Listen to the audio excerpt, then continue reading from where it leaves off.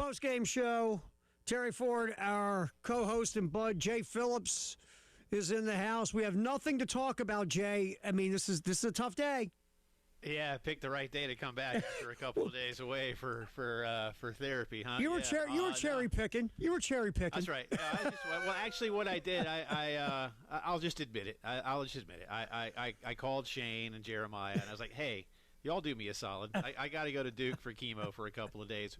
Hold off till Thursday. Help a brother out. They had it ready to go. No, it's a big day, Terry, and you and I talked about this really since I guess Mike Shula's departure. That if you were going to really make a splash. And look, I can't say get this right because getting it right is not something we'll know until this time next year. Right. But that if you were going to really go do what most likely needed to be done, that you were probably going to pay your next offensive coordinator $2 million a year, give or take. And in this case, it's a little more on the upside. I mean, Kendall Briles signs a 3-year deal worth $6.3 million. So there's pressure on him. There's pressure on Shane. There's pressure on Jeremiah. We'll see who he's coaching, but he's got a proven track record. I think he's really excited to bring Randy Clements with him to coach the offensive line and doing the deep dives that so many have, Chris and Wes and David. And by the way, David Cloninger will join us coming up in just a few minutes. These men have worked together for many, many years, going back nearly 20 years. They haven't worked together the entire time, but the majority of the last 20 years, they have worked together on different staffs. So, and that's at Baylor, I think, Terry, Florida State, Texas Christian. Yep. So they've been together. They know, in terms of what Kendall wants to do. He knows that Randy coaches the offensive line in a way to complement that. And then you bring in Stan Drayton, who has a hell of a track record and is somebody that I know for certain that Shane had wanted to hire in years past as running backs coach, and Stan just wasn't available. Really, I think, for 3 years while Shane's been here, Stan was head coach at Temple, and then this past season he was up at Penn State. So, and even the Penn State folks, I was reading the Penn State website today, the On3 website for Penn State today, Terry, and I'm not going to sit here and say they're crying, but you can kind of tell they're a little bummed because they think this is a really good running backs coach. So these are big hires, man. And again, only time tells us, so much of it is, again, you and I and many others have talked about, is going to be dependent upon what kind of players you're coaching and having go execute. What will the future of Lenoris Sellers be? Will he be in a Kendall Briles offense, or will it be someone else that Kendall is coaching up? What about Nick Harbor? We'll find those things out. But, again, I come back to my point that you and I have been making for well over a month. If you were going to really go after that kind of guy, it was going to cost you a lot of money. And you've paid a lot of money, and you're willing to pay a lot of money. And Jeremiah Donati hired this guy at TCU a few years back. So that vetting process with some of the Baylor scandal has also been looked at and scrutinized on more than one occasion, both from Jeremiah out in Fort Worth and now here in Columbia. So I know there are a lot of people who do have concerns about that. Those are legitimate concerns. But in the grand scheme, you need to get your offense right. And this is a man who has proven at many stops, including in the Southeastern Conference, that he can help you get it done. So I think it's a big day for Carolina football. Yeah, look, like we and you and I think our magic number was $2 million. Remember, you and I were saying you're going to have to spend $2 million. And of course, it's not our money to spend. So of course, we're saying $2 million. You and I, we're like, $2 million. Sure. Why not? But that really was that was going to be the price of doing business, to get a legit guy in here who's got a track record and a resume, because you're going into a year where you wanted the best track record and resume you could get for this spot, because next year's pretty important. And you go get a guy like Kendall Briles, who, look, I'll say this, let's not put the bar crazy here. Let's just try to be reasonable to the track record of Kendall Briles. Let's say this offense jumps to a top 50 offense, Jay, and you can keep your defense in the top 30 and your special teams in the top 40. You're all of a sudden a different football team if you have an offense that's just in the top 50 in the country. This changes everything. It does, and I know some may hear that and say, "Well, gee whiz, that's not really asking for a whole lot." Well, when you were number 110 or something. Yeah, I'm talking about doubling your output here to get in the top 50. So that is a large jump.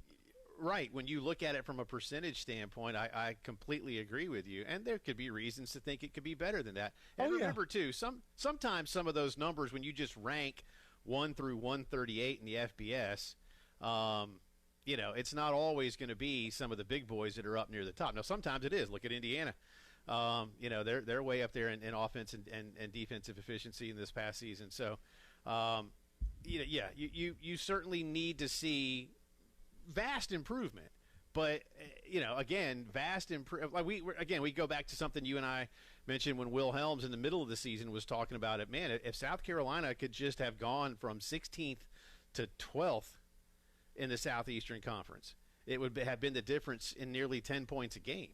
Yeah. And that's going from, again, 16th to 12th, not 16th to 6th.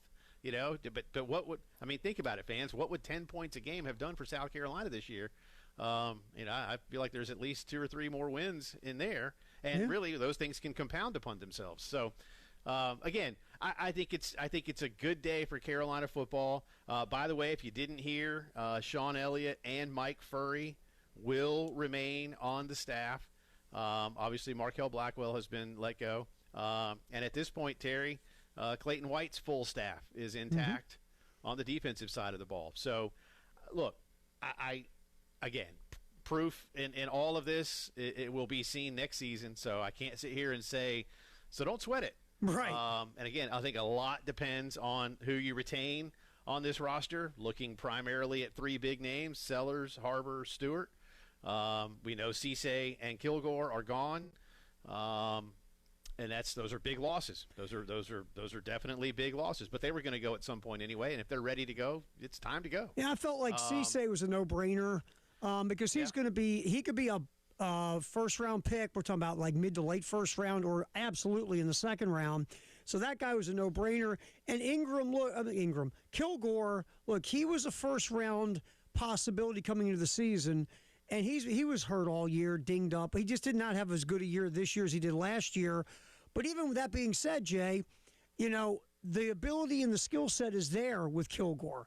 And he's going to be, my opinion, he's a guy that you could probably see go in the 3rd round, maybe the 2nd round, depending on the silly season that is draft evaluations.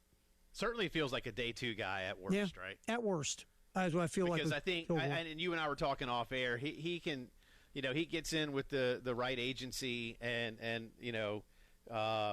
they can go back and look at the reasons why he was going into the season projected a little higher, and look at the reasons why it didn't quite pan out, and how much of it is his ability or lack thereof relative, as you said, to just being a little dinged up. And I think the NFL might recognize that. Does it mean he turns back into a first-round pick? No, but there's so much potential there with what he is. Yeah. And then with Cisse, I tell you, and again, you and I were just talking about this a few minutes ago before we started the show. I like this kid a lot, and I think you made a point, so I don't want to steal your thunder about his tackling. So I'll let you kind of take it from there. Well, I'll be honest with you. I think he was their best run defender. I think Cisse came up in the run game, and he loves to hit people, and he was really, if you look at Cisse's all-around season, you can make the argument he was their defensive MVP because he covers well, he tackles well, really played the run. I mean, he had a good season. He played himself into the first round, Jay, in some mocks because starting this year, no one was talking about him as a first-round pick, and now you see him, in a conversation of being a first-round pick. And I think the versatility of Cisse is something also. He can play the slot, where I think that's his best spot in the NFL. He's played boundary corner, obviously, for South Carolina. And he's got a skill set. If, let's say, he's not a cover guy in the NFL on receivers, I think he still is good enough in coverage, the way he likes to hit people. You put a little weight on him, he can play safety. I think his versatility is off the charts. I agree. I think I agree with you. So good luck to both of them. But, again, Brandon Cisse, Jalen Kilgore, both today have announced that they are headed on to the draft. I know Cloninger is coming up in a minute, and we've touched on some of this. We'll get more with David. But Terry, also in the last couple of days, and we'll talk about it maybe later on in the program. But just for a second here, this Sharon Moore story at Michigan is it's almost like some kind of Lifetime movie or something. Man. Exactly. I mean, what is going? I mean, I wrote down in my notes, Sharon Moore's been fired, and that's not even the story. No, that's so down the list now, right? I mean, it's you're right. It comes off as one of those bad Lifetime movies, and it's craziness if you go through this thing. Whew. Yeah, I don't. I mean, and I don't. I still. I don't know if. I don't know who knows the whole story. I don't know if anybody knows the whole story. But you've got two different police departments talking about, going to see what was going on. He's still in custody, so like he's not posted bail. This is a man who makes $5.5 million, and there's no bail. I mean, it's just.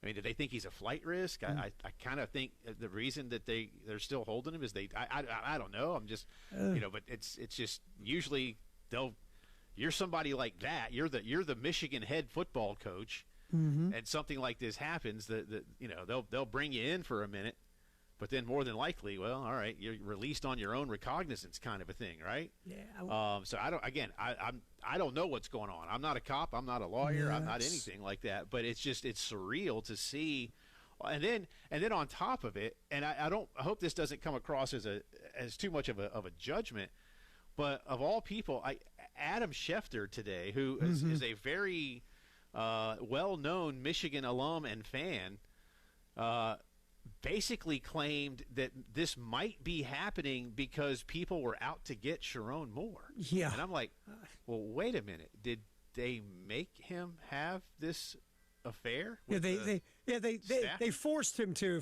have an affair. I mean, like, it's crazy. That's why I'm saying the whole story is surreal. And like I say, the if there's 10 things on here, I feel like, being fired as the head coach is like number 8. Yeah, I mean, it's that he was fired, but hey, how about this part of it? Or hey, how about that part?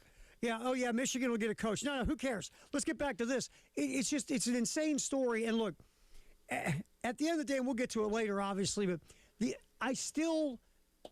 people's morality is their morality. This isn't about that. This is about the idea that not understanding your position in the world in 2025. There's still people that don't get it, Jay. They don't get it. This is not 30 years ago, man. It's a different world.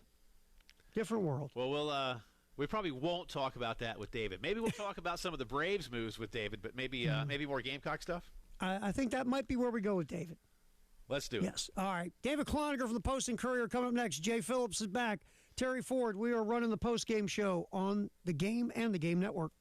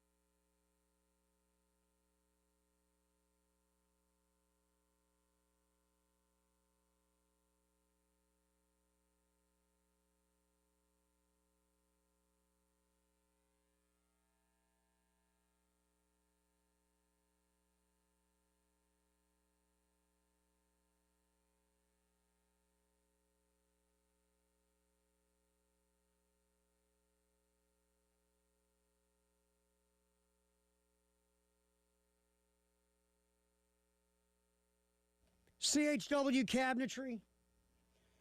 If you want to get cabinetry done in your home, inside, outside, wherever, the cool part about CHW Cabinetry is this thing called photorealistic renderings. That is step by step. Your work being done, you get to see it unfold in front of you.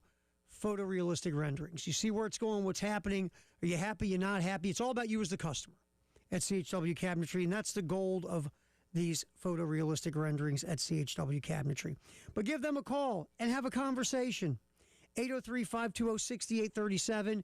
You let them know what you're looking for, your vision, how much you can spend, Star and her crew will make it happen. 803-520-6837. CHW Cabinetry in Lexington. Photorealistic renderings. That sets the bar high at CHW Cabinetry.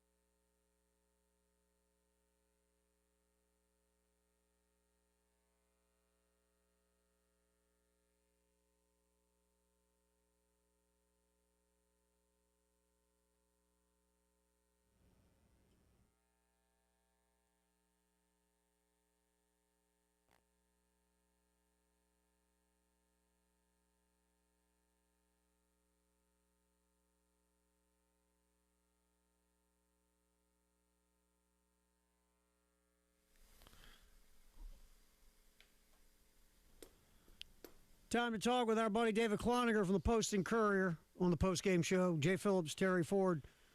Get David in here. All right, Jay was dying to talk Braves off season with you, but I steered him toward the Gamecock stuff. Well, we can talk Braves off season. They have two closers now, but that's another. We'll do it later. We'll do it later. No, you got two closers. You don't have one, right? It's just like quarterback. I almost knew. that was going to be where we went. Jay, as you were saying it, I knew the answer was coming. I did too. I should. That's my fault. It's like walking outside in the backyard and you know where your dog just went and you still stepped. And you still stepped in it. Yep, absolutely. Yeah, that's me. That's me. DC, let's. In terms of Kendall Briles, let me ask you this: how important was it that Jeremiah Donati had already hired this man one time? Well, I think that's a big part of it, Jay. I mean, obviously, there's always going to be the tag attached to Kendall Briles, no matter that it's been quite a few years that he's been hired in other places. It's a thing that's just not going to go away, and it shouldn't go away. So the fact that Jeremiah hired him in 2023 at TCU, if anybody was going to come up to him and say, hey, there's this thing and it's cool, it's like, well, I hired him one time and nothing's changed since then. So what are we even talking about here? And I know that there's always going to be a few who are like, I don't know if USC needs to broach this kind of thing, but, it's happened, and now it's a case like it's been written about, it's been asked about, it's been answered, and now South Carolina can move on. And, David, heading down that highway with Kendall Briles, with Jeremiah Donati, also, there's been a lot of, not speculation, but it has been documented out how much Donati was involved in general in helping to get Kendall Briles from TCU to South Carolina. So, that's one of those things where you have an AD who had, whether it was Shane going to Donati going to Shane, the athletic director did bridge this gap to get him here, no doubt. Oh, sure, and I'm sure that whether it was just, hey, I'm asking your opinion of what this guy was to work for, or whether it was like, hey, do you maybe think of hiring this guy to come work? I'm sure there were some conversations along the way, and those will be asked about at the press conference tomorrow. But whether or not it was commanded or just a guardrail thing or just, hey, I'm thinking of hiring Kendall, what do you think? Oh, sure. The fact is that he and Jeremiah and Kendall had a working relationship that was good. And with Shane, is what he told me yesterday, when he first decided to make this move and get a new OC in here, Kendall was one of the first guys that popped into his mind, because you think about what South Carolina needs: a legit offense, led by a Power 4 guy that's been there before. He's probably one of the top few names that you think of. So I'm sure when he did his due diligence and said, hey, I think there's a chance that we can get him here, well, it was pretty easy to bridge that gap. Well, David, one of the things, and Terry and I mentioned this at the top of the show, that Carolina was going to need to be in that $2 million a year range. So they've got that. Jeremiah's given Shane the support that he needs. Now it's a matter of who these guys are coaching. So I guess the next big thing I'll ask you, and I know you don't have answers yet, but is this, does Kendall come in and help Shane, if you will, re-recruit Nick Harbor and Lenora Sellers? Is that job one? I'm sure it's going to be part of it, Jay, but from those two particular guys, I think that they're pretty much clarified on what they're going to do next year, especially with Nick Harbor. I've heard nothing but the fact that he wants to come back next year and continue to burnish his credentials to make it to the next level. And as for Lenora Sellers, I have not heard anything definite that he's going pro. I haven't heard anything definite that he's coming back, but I've also heard nothing to indicate what I've been saying since midseason. If he's playing college football next year, it will be here. And I do think that he will be playing football in a general sense here next year. So we'll see what happens. But I'm sure those will be some conversations that will be had along with some other guys, and not just a case of like, well, we need to make sure we keep this guy around, to like, well, I'm not so sure if we need this particular individual or this group just because the results last year weren't so good. But that'll be a case of those guys getting in here and scouting the personnel of who they have and figuring out, hey, can we do what we want to do with this group? Because if not, we got to go portal shopping. Hey, David, what do you think of Kendall Briles bringing his own personal offensive line coach who's been with him? I think they were hung out together in middle school in the cafeteria. Well, there's obviously a great working relationship there. Clements knows what Briles wants to run. He knows how to adjust to what Briles wants to run, and Briles knows what Clements needs to do to make his offense look good. As you said, those guys have known each other for so long that they can probably finish each other's sentences. Yeah. That's a good thing. And nothing against Sean Elliott, who's a great guy and a great offensive line coach, but I'm sure it was said, hey, listen, we really think this will work if the guy can bring in someone he's familiar with, because that's really one part you don't have to worry about when building a new staff and getting ready for a season that will start in, 10 months? Math was always not my good subject. And just say that's one less thing that you're going to have to do. So Sean, of course, great guy, understood it, and I believe. He's going to be on staff for sure. He'll probably go back to coaching tight ends and all that. And yeah, I think that's a good thing, to have that kind of continuity come in. And again, just to remind everybody, tomorrow morning, the new offensive coaches will be introduced. Shane will be there as well. We'll carry that live tomorrow at 10 o'clock in D.C. I know you'll be front and center for that. Even though it's not news today as much, there was a release put out today listing the entire staff for the 2026 season, and the defensive coaches that are all coming back. We know Clayton's name was maybe being bandied about for a couple of gigs around the SEC, but at this point, information you have tell you that this is the coaching staff for 26? No, absolutely, and I don't think they would have listed that unless they had a pretty good idea that it was going to come out. Now, of course, we all know the coaching carousel is a crazy thing. I mean, we're all sitting here yesterday morning and thinking, I tell you what, that Sharon Moore is a pretty good coach up there at Michigan. He should be there for a long time.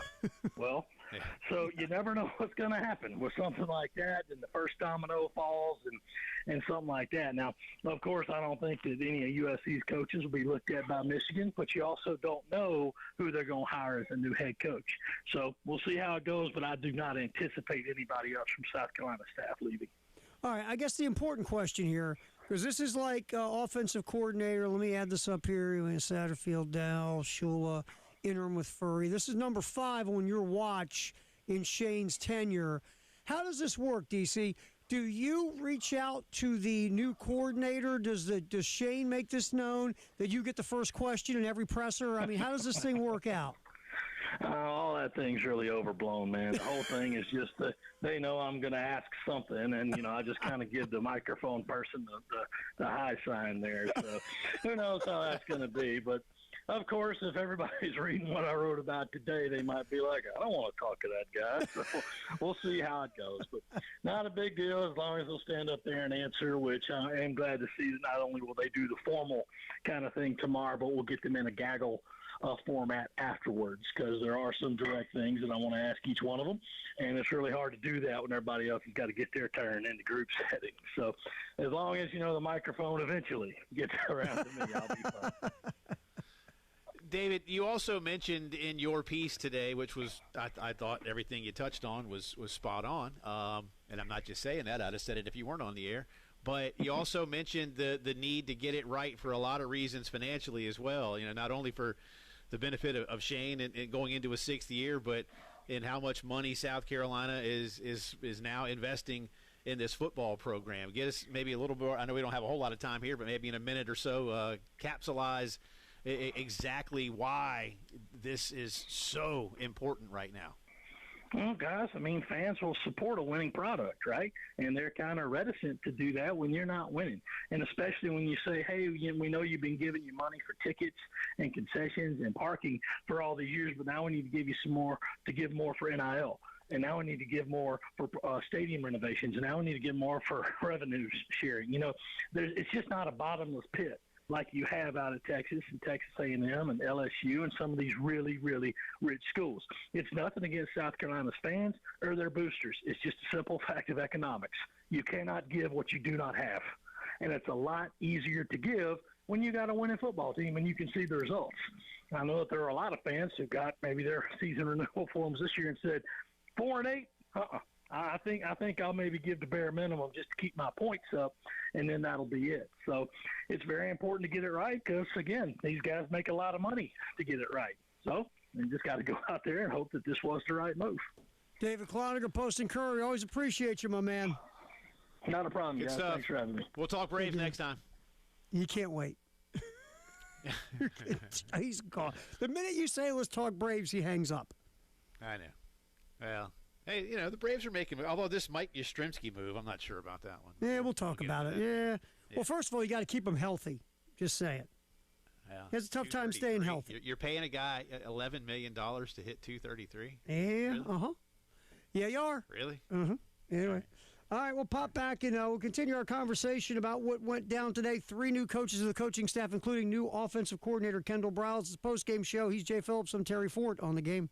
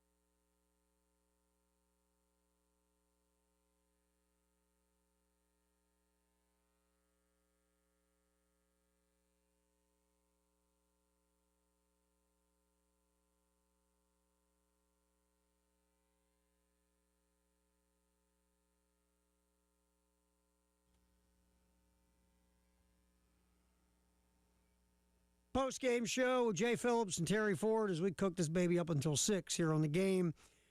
Obviously, the big news, well, a lot of big news around these parts, Jay. First of all, we've got new offensive coordinator in Kendall Briles here in town, new offensive line coach, new running back coach. You got 2 DBs declaring for the NFL draft. Besides that, nothing much to get into, man. Right. And again, the new coaches will all be introduced tomorrow morning at 10 o'clock. We'll carry that live. Coach Beamer will be there. Kendall Briles, running backs coach Stan Drayton, and offensive line coach Randy Clements. Some particulars, if you have not heard these things yet, Kendall Briles will make $6.3 million. I won't get into all the details of his buyout, but there's a lot of twists and turns. If he leaves early or if Carolina were to dismiss him, no buyout if he goes on to be a head coach during the contract terms. Stan Drayton, by the way, will all 3 men got a 3-year deal. Drayton gets $775 a season, and Randy Clements will get $725 per season. Yeah, so you dropped $3.5 million. Yeah. On these 3. Yeah, a season. Mm-hmm. So that's like I say, that shows commitment. I think that's a positive sign. We talk about it a bunch. And David, I think David, I love that. I wrote that quote down. You cannot give what you do not have. I think that's brilliant. But at the same time, we talk about it a lot, Terry. Carolina has the money. Now, Carolina, David's right. Carolina doesn't have Texas money, doesn't have LSU money, and they never will. I mean, God bless us all here in South Carolina. We will never have that kind of money here. Unless, we win some kind of crazy lottery. And I don't know how that works. So if we just move half of Texas's oil business to South Carolina, then maybe we'll have some, right? Or Louisiana's oil business. But anyway, you've got the money to do this. And that's where the market is these days for a lot of these guys. And if you're gonna play in that neighborhood, you got to spend like it. And again, Jeremiah comes in, sees what needs to happen, has made it happen. Now, again, player retention I think is important. Portal recruiting will be huge. I like what's happened, but as I said at the top of the show, I can't sit here and tell you that it's going to be great because I hadn't played football yet. Yeah. So but there's certainly reasons to be incredibly optimistic about what Kendall Briles can bring. That I think Shane will talk more about it tomorrow. But as I understand it, he was really interested in Stan Drayton a couple of times, and just couldn't make the hire. So it's somebody that he tried to hire in the past as a running backs coach.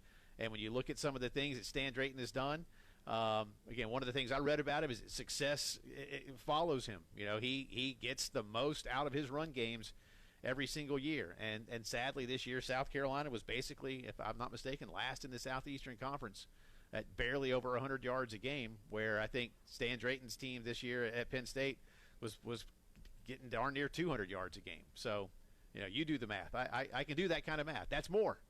And again, the relationship between Clements and Briles, very strong, long term.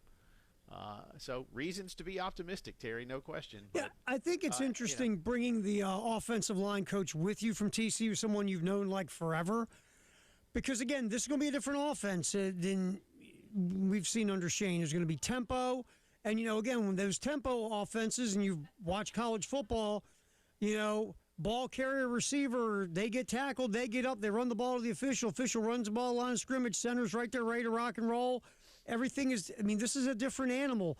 The type of run game will be different. What you're asking offensive linemen to do is going to be different. Hell, that might be good, Jay, compared to what's we've seen. Will, and I'll be curious, Terry, and I don't know enough about all this kind of stuff, to be honest with you, but how I'd be really interested tomorrow to hear more about the evaluation process of the current offensive linemen and what exactly this staff may now want to do in the portal. Is it, can you look at film and what Carolina was doing the last couple of years? Because as we've talked about, it seems that this is an underachieving line because again, if you're going to believe in the talent evaluation, if you're going to believe in the star rankings, at least to some degree, that Carolina has a good offensive line from a talent perspective, but they weren't coached well. That seems to be the prevailing attitude, right? So can you look at the film and say, well, I can get these guys to do more of what we want to do, or you know what?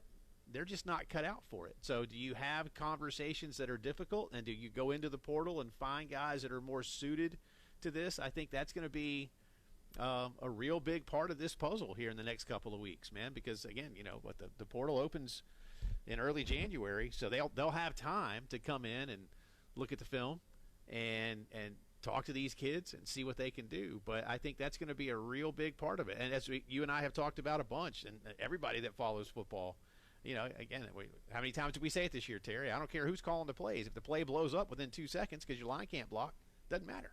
It doesn't. That's going to be a huge piece of this. It doesn't matter.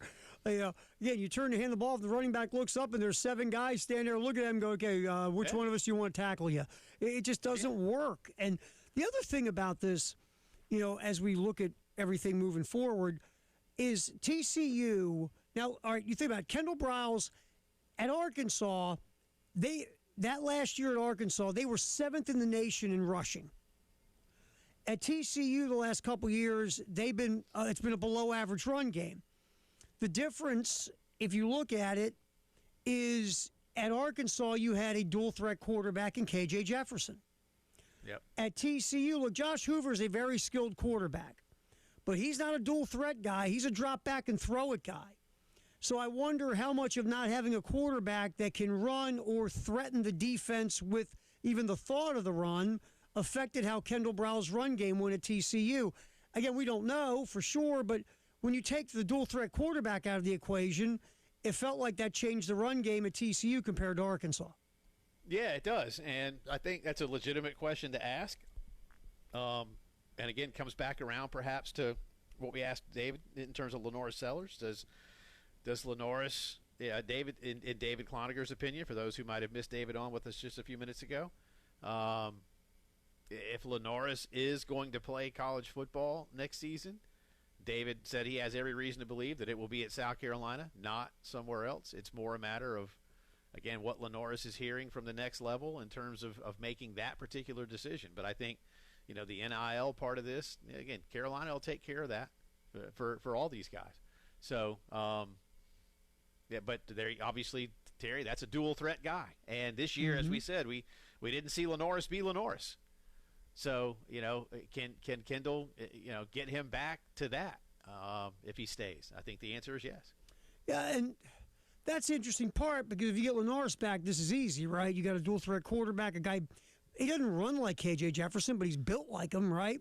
And really, maybe the thrower skill set for Lenoris might be more advanced than KJ Jefferson. I thought one thing, talking to John Neighbors yesterday from inside Arkansas, he said something that, warmed my heart. He said the one thing Kendall Briles did really well with KJ Jefferson was he focused on what KJ Jefferson could do instead of trying to force him to do things he couldn't do. Like KJ Jefferson was not, you ready for this? Not great at reading and processing the field.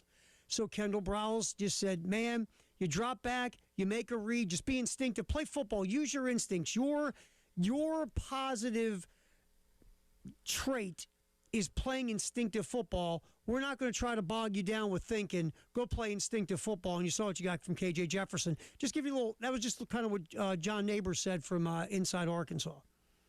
Well, if it warmed your heart, it must have been something. Because I have no heart. Exactly. You're right. That is not an easy task. I mean, because what did you and I talk about all year? We said it so many times, it was a drinking game. It was, look, concentrate on what this guy can do. Let him play instinctively. Don't put too much in his head. You kept saying it. Let Lenoris be Lenoris. Yeah. And if he does come back, one of the things hearing about with Kendall Briles is Kendall Briles is going to look at him and go be you, bro, and we'll figure it out from there. Well, that's what you have to do. I mean, this is college football. And look, it's that way in the NFL. You think they're doing that in Buffalo, going, hey, Josh, buddy, don't run. Hey, hell no. Yeah, Lamar, don't run. What are you doing? No. Stop that. Right. So, all right. anyway. Post-game show, we'll crack the vault open real quick and continue our conversation about all the Gamecock news today. He's Jay Phillips. I'm Terry Ford. Post-game show on the game.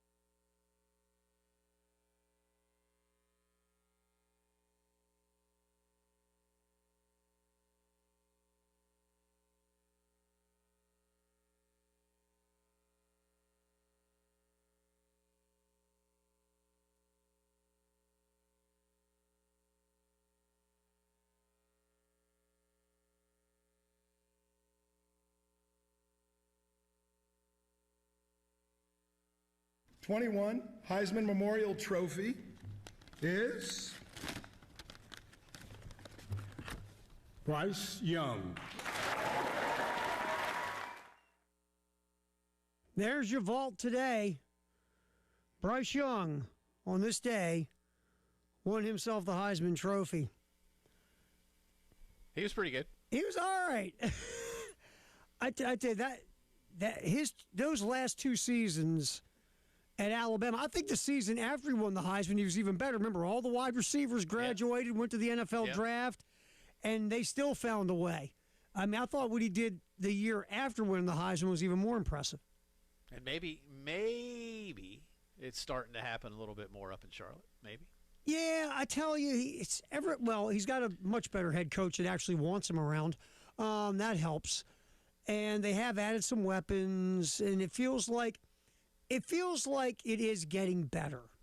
It really does. And, because a lot of people are like, well, I thought this guy would be better. Well, again, you and I have had this conversation many times as well. You put Patrick Mahomes in that situation, he's not Patrick Mahomes. No. It's just, it was tough, man. Frank Reich didn't want him. The offense didn't match what Bryce Young could do. The offensive line was a mess. The receiving core was a mess. Besides that, it was great, Jay. Besides those things. Yeah. And I like Frank Reich, but yeah, it just wasn't a great mix. Are you good with the 4 Heisman finalists that'll be in New York on Saturday? Yeah, I am. I am. I think those 4 are legit. They're fair. Again, you can't say who you voted for, but again, I've said this. I think Mendoza will win, but I'd vote for Diego Pavia. Give me. Yeah, you're right. I am. Full disclosure, I am a Heisman voter, and we are not allowed to say our votes until the award has been presented. But can you say who you didn't vote for? Is that allowed? Yeah. Who do you want to know? Ask me a name, and I'll tell you if I didn't vote for him. Jeremiah Love. No comment. All right, ready. Okay, we'll do. All right, John Mateer. I thought you were. I thought you were setting me up to go like some third teamer from John Mateer, like Texas El Paso or something like that. Oh man. No, I did not vote. I did not vote for John Mateer. You didn't? Okay. All right, just checking. But I'd get 3 votes. How about Arch Manning? I did not vote for Arch Manning. Give me a minute. I did not vote for Cade Klubnik. I did not vote for Lenora Sella. I didn't even vote for Luke Doty. You did what? No. What? No. How about Aaron Nolan? But, How about Aaron Nolan? No, didn't do that. Carter Woods? But I'll let you know on Monday who I voted for. Maybe I'll throw it out. And Terry remembers a couple of years ago when I didn't put Michael Penix on my ballot, and Washington fans who had never paid any attention to me ever because, let's face it, we're on opposite sides of the nation, started blowing up my Twitter feed. I'm like, I do remember that. Man. I do remember that. I was like, my God, you guys, it's not that big a deal. And I like Penix, but you only get 3 votes. Right. And even this year, I had 5, and I have to take 2 away. So, yeah, Yeah, I'll tell you who my 2. I'll tell you the 2 that I. Well, I know I don't want to do that. Never mind. I'm not going to do that. But no. No, I don't want to do that because if I do that, Monday. then it'll be like, yeah. But I'll tell you Monday. Tell us Monday. But yeah, I'm down with who they've invited. I don't think anybody got screwed over in invite. I think those are 4 legit guys they brought up. I'll say that. Yeah, I think so. I think so. I think there's yeah. Well, never mind. I can't. I just think remember Ty Simpson's name came up for a bit. We had other guys come up. Chambliss at Ole Miss. But I think the 4 that they invited, I think those are the fair top 4 to bring to New York. I do. I basically agree with you. And I said this. I'll say more later. Yeah, I forgot who I was talking to about it, but like for an example, I get Julian Sayin being there. He completed almost 80% of his passes this year. That's like vile. But he's also throwing to 2 first-round picks in the NFL draft. And he's got an offensive line where most of those guys will be in the NFL. And so if I'm comparing Sayin to Pavia or Mendoza, I got to give more run to Pavia and Mendoza because they don't have that kind of talent that they've got on their offenses. That's just me. Yeah, I think that's logical. That's just me. But you got your vote in. Everything was good. You watched film on every one of these guys. They only gave us 2 days to vote this year, which is good because I always vote. Ever since I've been voting, which is coming up on 10 years now. I vote on Sunday morning after the championship games, so I wouldn't vote during the week. I'm like, I may as well wait for the season to be over. Yeah, at least I would until the deadline. Yeah, so, makes sense. This year it was Saturday, Sunday, Monday, so I voted Sunday morning. Only a couple seconds. Was it tough this year to pick your winner? No. All right, good deal. A little Jay or Nay coming up in hour 2 on the post-game show. Jay Phillips and Terry Ford.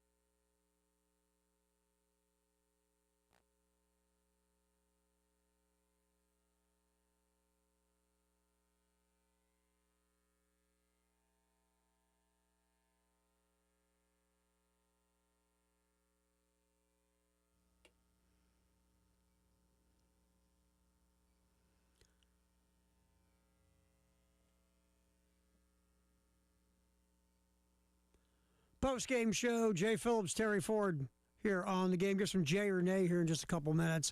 If you have not heard yet today, the contracts are done.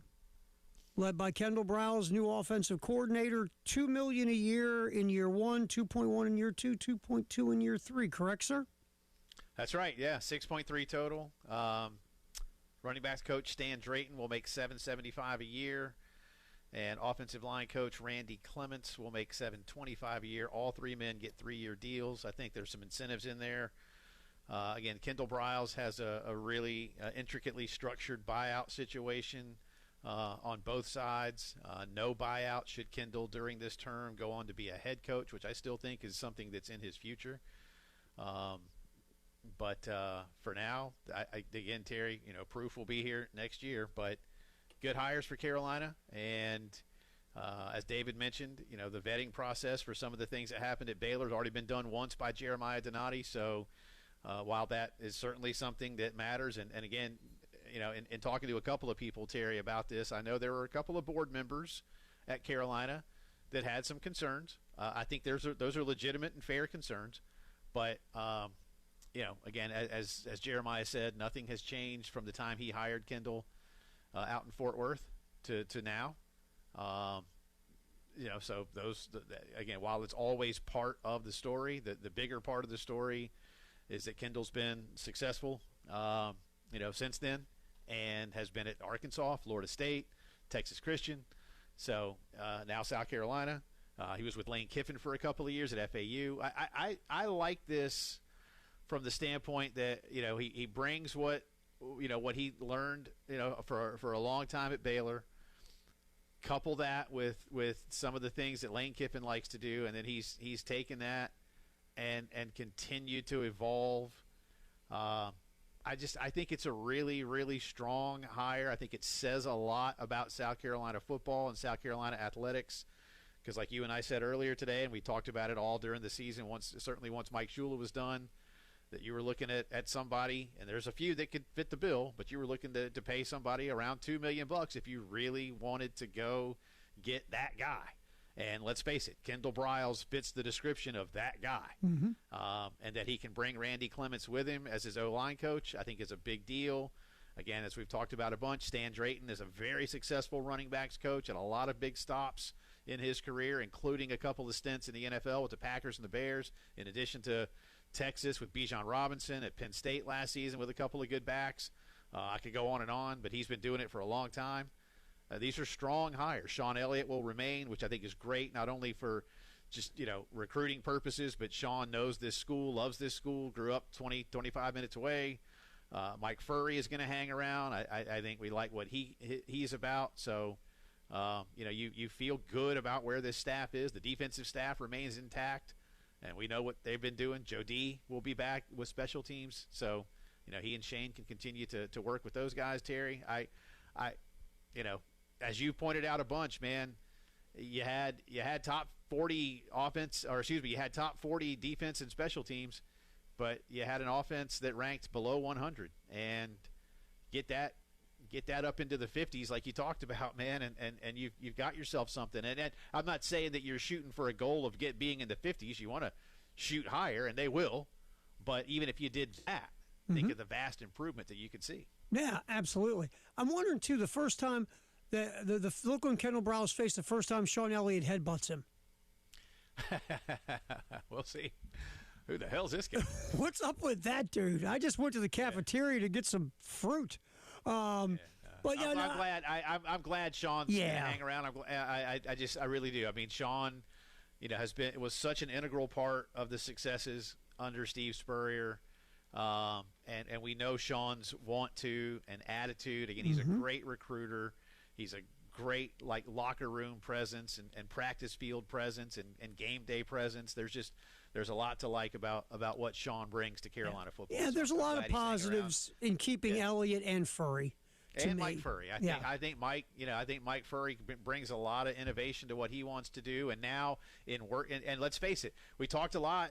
Once we knew that Mike was going to be the interim play caller and sort of game planner, then, a bunch of guys did some deep dives into what he was about. And a lot of it can mesh with what Kendall wants to do. So I think that's a positive sign. Yeah, and look, the wide receiver room has about a bunch of young, talented guys. We saw it in fits and spurts, whether it was Nick Harbor kind of unleashing himself in the vertical game this year. We had a little bit of Donovan Murphy late in the year, on and off. Brian Rowe showed some things. They've got receivers with talent.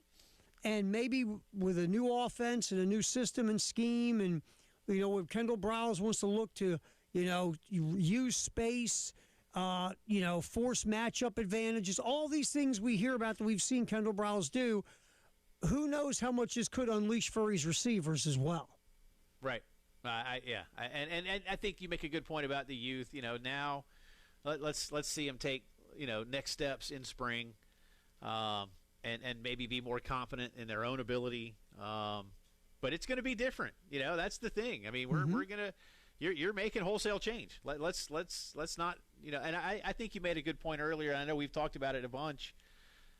And look, I don't want to sit here and say disparaging things about Mike Shula, and that's not what I'm going for here. It's not what you were going for either, but it did feel, whether it's completely accurate or not, I don't know, but it did feel at times like Mike was calling things and for what he wanted to see, and maybe not as much about the utilization of who was running those plays. And that's I don't want to throw a blanket on that, Terry, but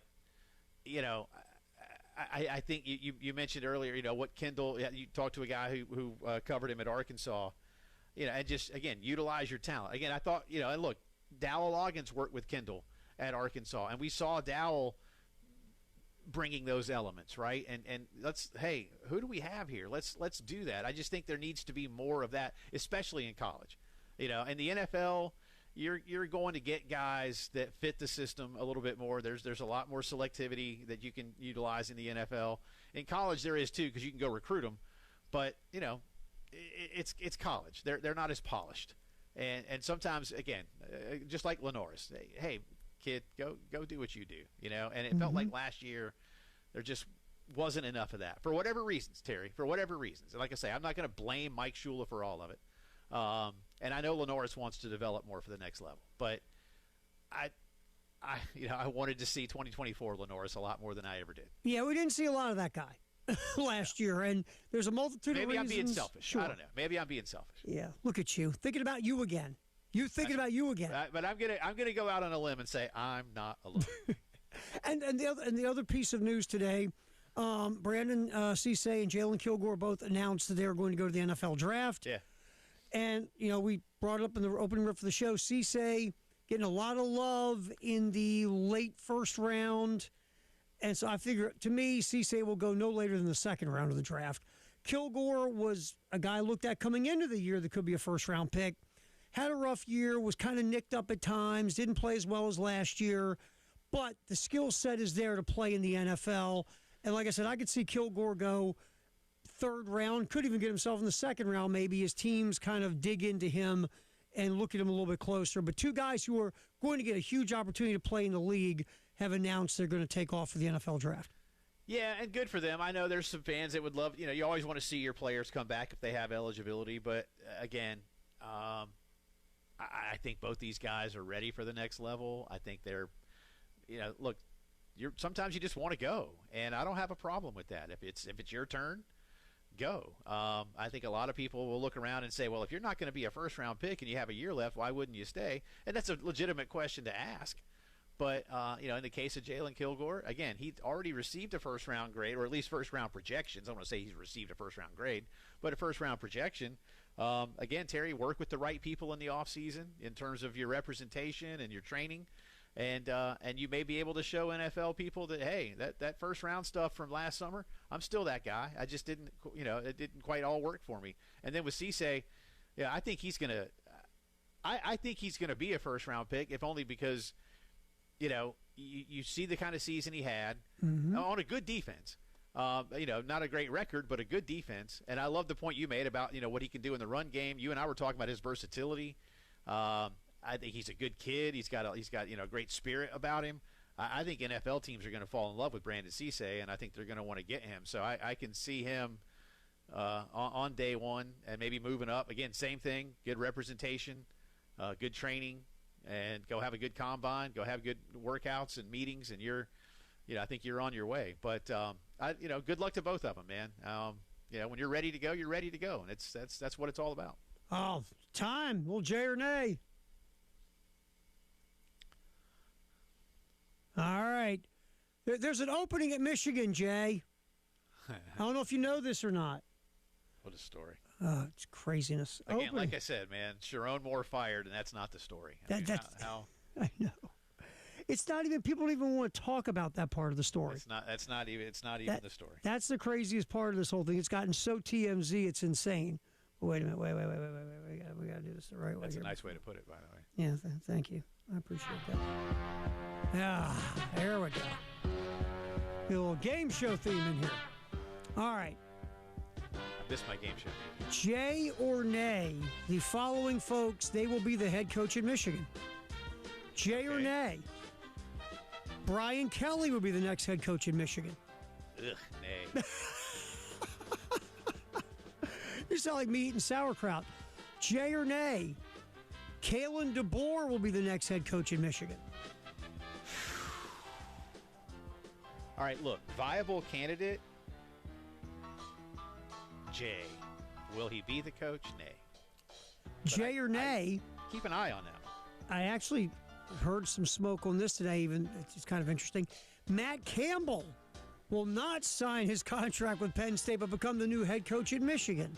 No, I saw that. I don't see that. I don't see that.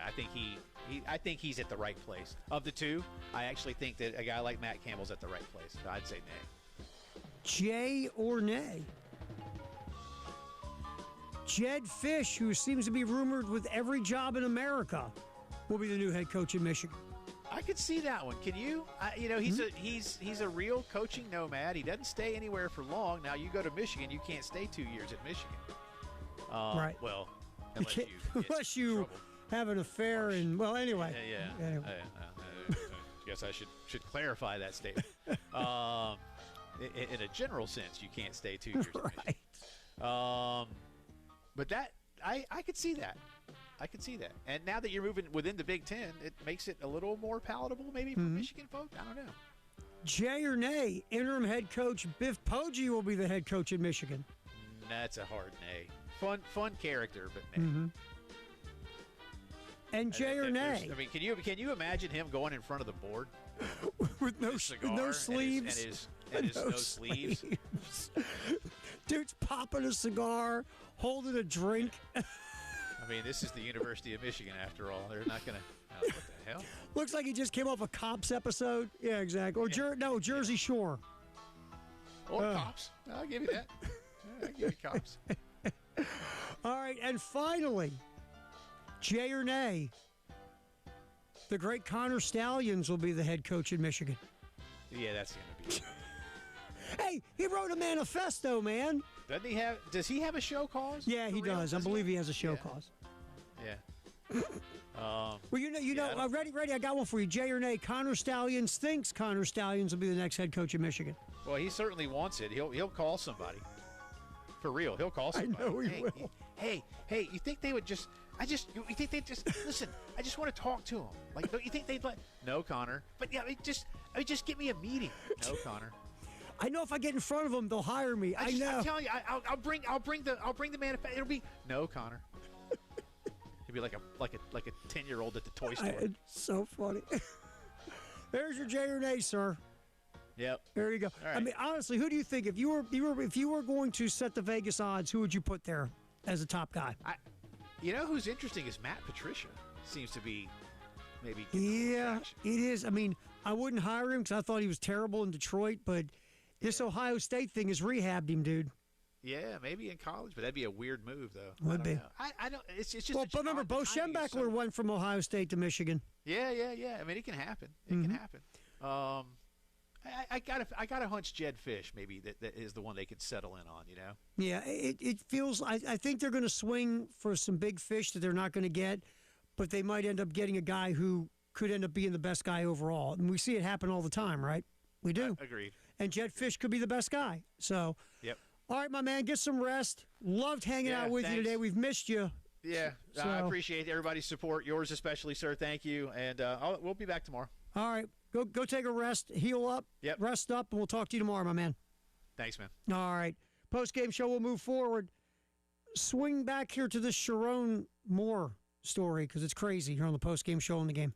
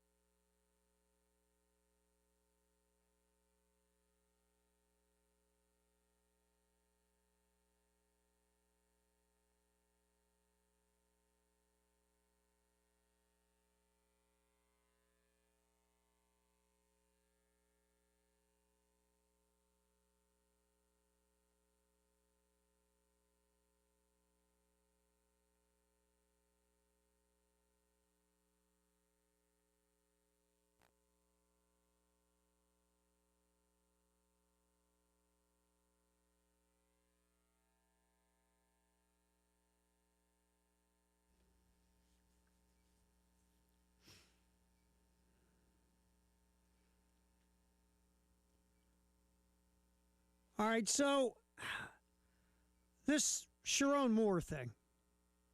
I'm sure you have scrolled social media, hit the internet, trying to read everything you can find, and some of this stuff is crazy and wild, but it's unsubstantiated crazy and wild. What we do know is Sharon Moore was fired as a head coach in Michigan. We do know he was arrested yesterday. What it seems to be going on is he was arrested before the announcement he was fired. Now, again, some of the smoke going around is that there was a team meeting that didn't involve Moore. Moore got wind of what was up, and once he found out what was up, he took off and went to the apartment of the alleged woman he was having the alleged affair with, the staff member. And then the police were called, and there's been talk of allegedly Moore threatening to do harm to her and himself. And again, Moore is still in jail.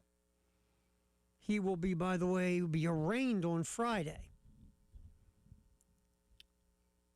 That's what the folks at Pittsfield Charter Township in Michigan are saying. Now, again, man, look, I'm not a guy that goes into morality. Everybody's got their own morality. I am far from perfect. I say all the time, you open up my closet and you might end up in the hospital with all the skeletons that will hit you in the head. I don't, again, push morality judgments on folks. So whatever Sharon Moore was doing and why he was doing it, whatever, man. With the staffer, the inappropriate relationship. Whenever I see these things happening, especially today when you get away with nothing. Get away with nothing today. You just don't. And the way those type of relationships, look, these type of relationships have been going on forever. I've worked in a lot of different places where there were these type of relationships. They weren't inappropriate back in the day, or they were hidden better back in the day, or people didn't care or turned their back, whatever. But in today's world, this gets you fired in a lot of companies. Forget just sports for a minute. There are a lot of times you sign contracts that says you can't have any kind of relations with a coworker. And if you're in management, you sure the heck can't have relations with a subordinate or a coworker. And I guess I look at it like, look, I get it, man. Sometimes, I'm trying to put this in a nice way. Sometimes you let your tingles take over your sense and your logical thoughts, and you kind of go down that path, okay? I get it. Most people get it. They have a pulse. But to me, when you start to get that jag on, so to speak, I got a great idea. Grab your phone, go to your bank app, take a look at your bank account and say, okay, if I go do this, I'm jeopardizing a 7-figure bank account. Second thought, they'll go take a cold shower. You lose everything. Sharon Moore's lost everything. Everything. He just has. Over an inappropriate relationship with a staff member. And then again, the piece of, he is married, he's got 3 kids, things of that nature. And the sad part is now, like, you hit social media, there are TMZ type sites that are going to show you what his wife looks like, the inappropriate relationship person, what they look like, their names, all these things start coming out. Nobody's private life is private anymore, especially like, you're the wife. Now your face is on the internet. They're talking about you. You didn't ask for any of this that we know of. And, you got 3 kids. This is public record forever. Good luck talking to your kids about this. Again, look, I'm not talking morality here. I'm just talking this is the world we live in. And if you're going to go down that path, and you can if you want, you get caught. You blow a great 7-figure gig. And now you got to deal with your family and your kids and all these other things. And plus Sharon Moore, there's talk about, again, what's going through his head mentally. Because if it's true that he went to this young lady's apartment and did start threatening himself and her and everything else, how stable are you? It's a crazy story, man. It's a crazy, crazy story. And we saw this with Mel Tucker a few years ago. You see it.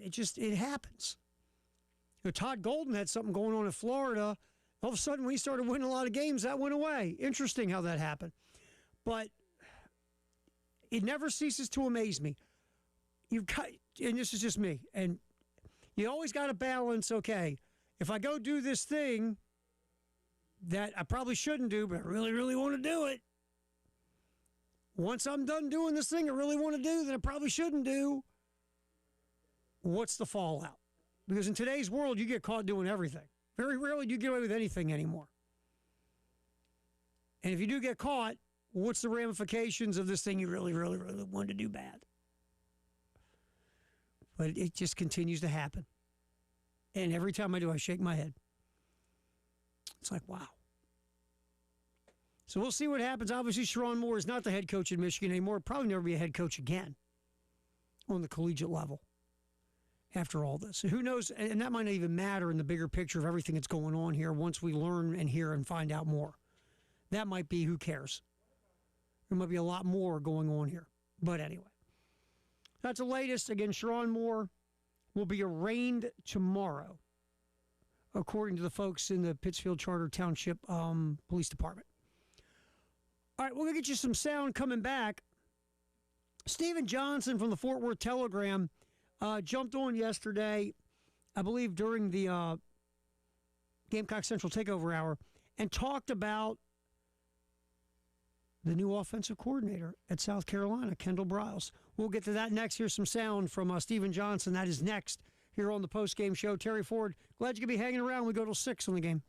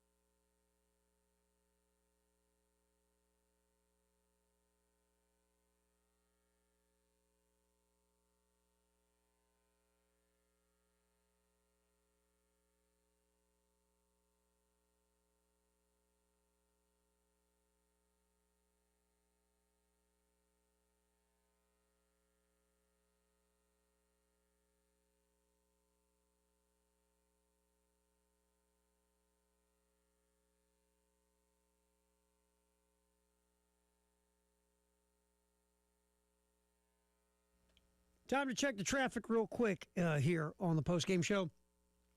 One accident reported so far. That is in Richland, Farrow Road at I-77. Slow traffic in Harbison, I-26 eastbound between Harbison Boulevard and St. Andrews Road. That's exits 103 to 106. And an accident is cleared I-77 northbound at Fort Jackson Boulevard, exit 10.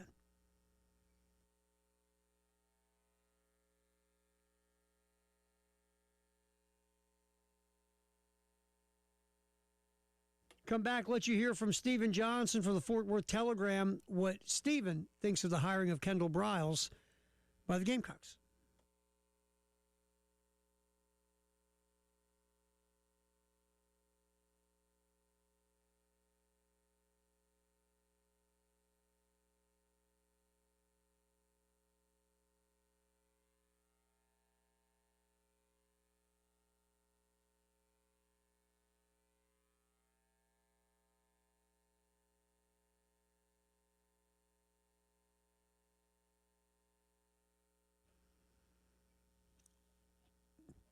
By the way, coming up 5:15, Jordan Kay from the State newspaper talking about all the goings-on with the Gamecocks. The new OC, new offensive line coach, new running backs coach. Having a couple of DBs declare for the NFL draft. Busy day here in Columbia. All right, Stephen Johnson covered TCU for the Fort Worth Telegram. On the early game, I'm sorry, I thought he was in the Gamecock Central Takeover Hour. He was on the early game yesterday talking about Kendall Briles and his time at TCU. Let's start off with, this is very interesting. There are a lot of fans at TCU who are very happy that Kendall Briles is gone, and your first thought is, well, wait a minute. So South Carolina just hired a guy from a school where the fans of that school are really happy that the guy's leaving. What's up with that? Well, here's Stephen Johnson talking about why TCU fans seem glad that Kendall Briles is moving on. I think it's a little bit of both, and I think when Kendall was first hired, I think it was look, we can be honest, it was an unpopular hire. I think a lot of people were surprised around Fort Worth at Sonny Dykes. Sonny lost a decent amount of goodwill by bringing Briles over just because of those Baylor ties, because of what happened with that sexual assault scandal. And I think most of the country has moved on from that, but I think it just hit a little bit different. You know, when there's rivalries involved, I think it was easy for TCU fans to be like, hey, our program would never do that. We would never have those type of people associated with the purple and white. So bringing him over really sent, I guess, a negative charge throughout the fan base. But as of what he did on the field, Kendall was a good coordinator. Objectively, he was a good coordinator. I think they were always top 50 scoring offense. Never had a year where they averaged less than 30 points per game. I do think he had some weaknesses that maybe fans paid a lot more attention to because of his name. The run game really struggled the last 2 years. It was one of the worst rushing attacks in the Big 12. Like, only Colorado had a worse rushing offense. Sometimes he can get a bit predictable in terms of what he wants to do on third down and some of the stuff he does in the red zone. But overall, I think it's a good hire for South Carolina. But I think, obviously, TCU fans won't miss him. All right, so a lot of that has to do with the Baylor-TCU deal. Again, rivals. Not crazy about each other. But, you know, we have heard from multiple folks that, again, if you start to get in the weeds on Kendall Briles, sometimes a little gadget play here and there inside the opposition 25 that, you know, again, when they work, you're a genius. When they don't, it's what the hell are you doing? So some of the play calling at times, like, you know, Stephen Johnson said there, maybe it might get a little predictable. So there are some things. And one thing about tempo really quick. When you run a tempo offense, it's fantastic when it's cooking and it's working and it's clicking on all cylinders. But if it's not and you're struggling, those are some quick 3 and outs. And your defense, those guys just were, you know, swigging some Gatorade, and all of a sudden it's like, hey, dudes, we're back on the field. What? So that can be a negative to the tempo stuff. There's a lot of positive to it, but there is that dirty underbelly of, wow, if your team's getting a lot of 3 and outs against it, and your defense is on the field a lot and on the field quick. All right, here's Stephen Johnson from the Fort Worth Telegram talk about why Kendall Briles will be or should be an upgrade over Mike Shula. For the South Carolina games, I did watch. I think he'll definitely be able to upgrade and raise the floor of South Carolina. I think Kendall deserves some credit because I think if you look at his track record, he's had his most success with these dual-threat quarterbacks. K.J. Jefferson obviously comes to mind. And with Josh Hoover is a pocket passer. He has a little mobility, but a lot of that read option, RPO reads, some of that stuff, he wasn't able to run with Josh because that's just not Josh's strong suit. So assuming you guys are able to keep Sellers down there in Columbia, I think you could easily get the best version of the Kendall Briles offense just because the mobile quarterback adds so many dimensions to his game plan. So I think Kendall deserves credit for kind of reinventing himself, and I do think he'll be an upgrade for South Carolina next season. Yeah, I mean, that's the thing we talked about earlier in the show is a dual-threat quarterback really plays into what Kendall Briles wants to do on offense. He wants a quarterback to be able to affect the game with his arm and his legs in a perfect world. Now, again, Josh Hoover, the quarterback at TCU this year, that's just not who he is. He's a drop back and sling it guy. And that's probably one of the reasons why the TCU offense the last couple of years wasn't that good when it comes to running the football. Because you didn't have that quarterback that, stressed the defense with his legs. Now, again, if Lenore Sellers stays and doesn't go to the NFL draft, problem solved. Check a box. Kendall Briles gets a phenomenal dual-threat talent.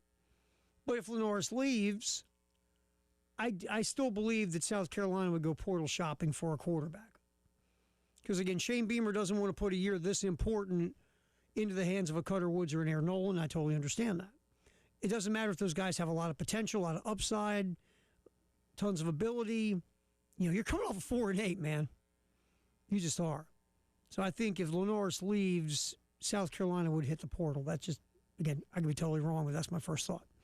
All right, here's Steven Johnson again from the Fort Worth Telegram. Because and I thought this too until we started really deep diving into this thing. My thought was Sonny Dykes is an offensive guy, and if you're the offensive coordinator for Sonny Dykes, you're running Sonny Dykes' offense. I mean, you might be coordinating it, but you're not running your own offense, you're running Dykes' offense. So how much control do you truly have? Here is Steven Johnson talking about the amount of control Kendall Briles had as the offensive coordinator. I would say he got to control most of it. Sonny has kind of leaned more into like the CEO style of approach where he's pretty hands-off. Like, you see him at practice, he's kind of bouncing around. He's like Kendall. Kendall obviously coached quarterbacks as well. So he's kind of empowered his assistants to make their own game plans, and obviously he's involved in that. But I would say the offense you saw Kendall running at TCU, at the very least, that was his vision. Obviously, there's a certain style Sonny wants, so he's operating that framework. But that was Kendall's offense. He was the play caller. He was kind of the game planner. He did allow his assistants to get more involved than I think Garrett Riley did. But overall, yeah, that's the Kendall's offense, and Sonny empowered him to kind of run the ship as he saw fit.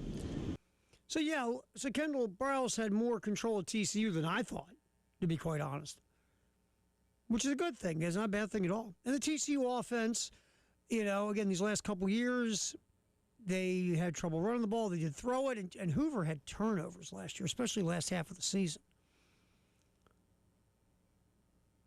But TCU offensively was still top 50 in the country, even last year with the struggles of running the ball. All right, then, Steve, this is a very interesting piece of sound from Steven Johnson from the Fort Worth Telegram.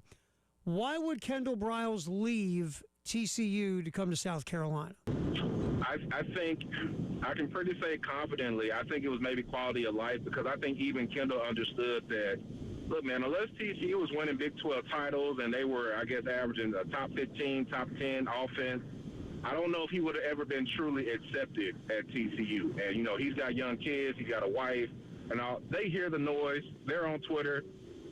Even I've had to write a couple critical articles about him as well during my time here. So I just think the overall noise played a factor in it. And obviously, look, man, at the SEC, it brings pressure. But if he delivers, I think Kendall can easily say, hey, man, I did it at South Carolina. I did it at TCU and some of these other stops. I think South Carolina might be the type of job, the coordinator job, that could launch him to a head coaching job. I know that's what he wants to do, but despite some of his track record and some of his results, I don't know how heavily he's been in any head coaching search. So, but I got to imagine if he can revitalize South Carolina, I think that would play a big part in him maybe getting a head coaching job as well. I mean, again, you feel the lay of the land at T. Sometimes when you've got a job, right, and you've been there for a few years, but you feel heat somewhere, right? Whether it's, pressure from customers or fans, maybe the feeling that the head coach could be in trouble next year, or just you feel like it's time to go. You can't win there. Nothing you do is right. Or, like in this case, you got a part of that fan base that was never going to embrace Kendall Briles because he's a Baylor guy. Maybe you just had enough of all that and said, I got to get the hell out of here. South Carolina, Shane Beamer's going to, here are the keys to the offense, man. I'll come see you later. It's all you. And maybe that was something that really appealed to Kendall Briles. Is it because Briles one day does want to be a head coach? Because we haven't really heard Kendall Briles' name in head coaching candidate-type circles really ever, hardly. So a lot of that makes sense. All right, final thing is how can Kendall Briles help Lenore Sellers? This is Stephen Johnson from the Fort Worth Telegram. Well, I think, like I said, I only watched a couple games of Lenore. I think Kendall can do a good job of helping him get back to his fundamentals and kind of establishing. I think Josh was at his best in the pocket, making throws with anticipation. So I think that's an area Kendall will be able to help him out with. And I just think Kendall will kind of empower him at the line of scrimmage to let him make the checks, kind of like what he did with KJ Jefferson. So if I'm Kendall, that's the vision I'm Sellers on, being a better version. I think he is a more talented version of what KJ Jefferson was, stronger arm, could be more accurate. So I think kind of fine-tuning that accuracy. The biggest area of growth I've seen from Josh is his ability to kind of make plays outside of the pocket with his arm. So I got to imagine with as dynamic as Sellers is at his size with that arm strength, that's going to be another major emphasis. Like when you break the pocket, don't just look to run, look to make plays downfield that Josh did this year. So if he decides to stay, I think Kendall will do a good job with him. I know Sellers is a guy that I think many will probably enter the draft next season and could go very, very high. So I think Kendall's the type of guy that can really play into his skill set. Now, how much of this could talk Lenore Sellers to possibly come back to South Carolina? Let's get into that next here on the Postgame Show. 7 o'clock tonight, Carolina Calls with Lamont Paris and Derek Scott. Again, that's here on the Game in Columbia and our affiliate in Myrtle Beach. Come back, discuss Lenore Sellers, and could this move with Kendall Briles as the OC possibly bring Lenore back? It's a Postgame Show with Terry Ford on the Game.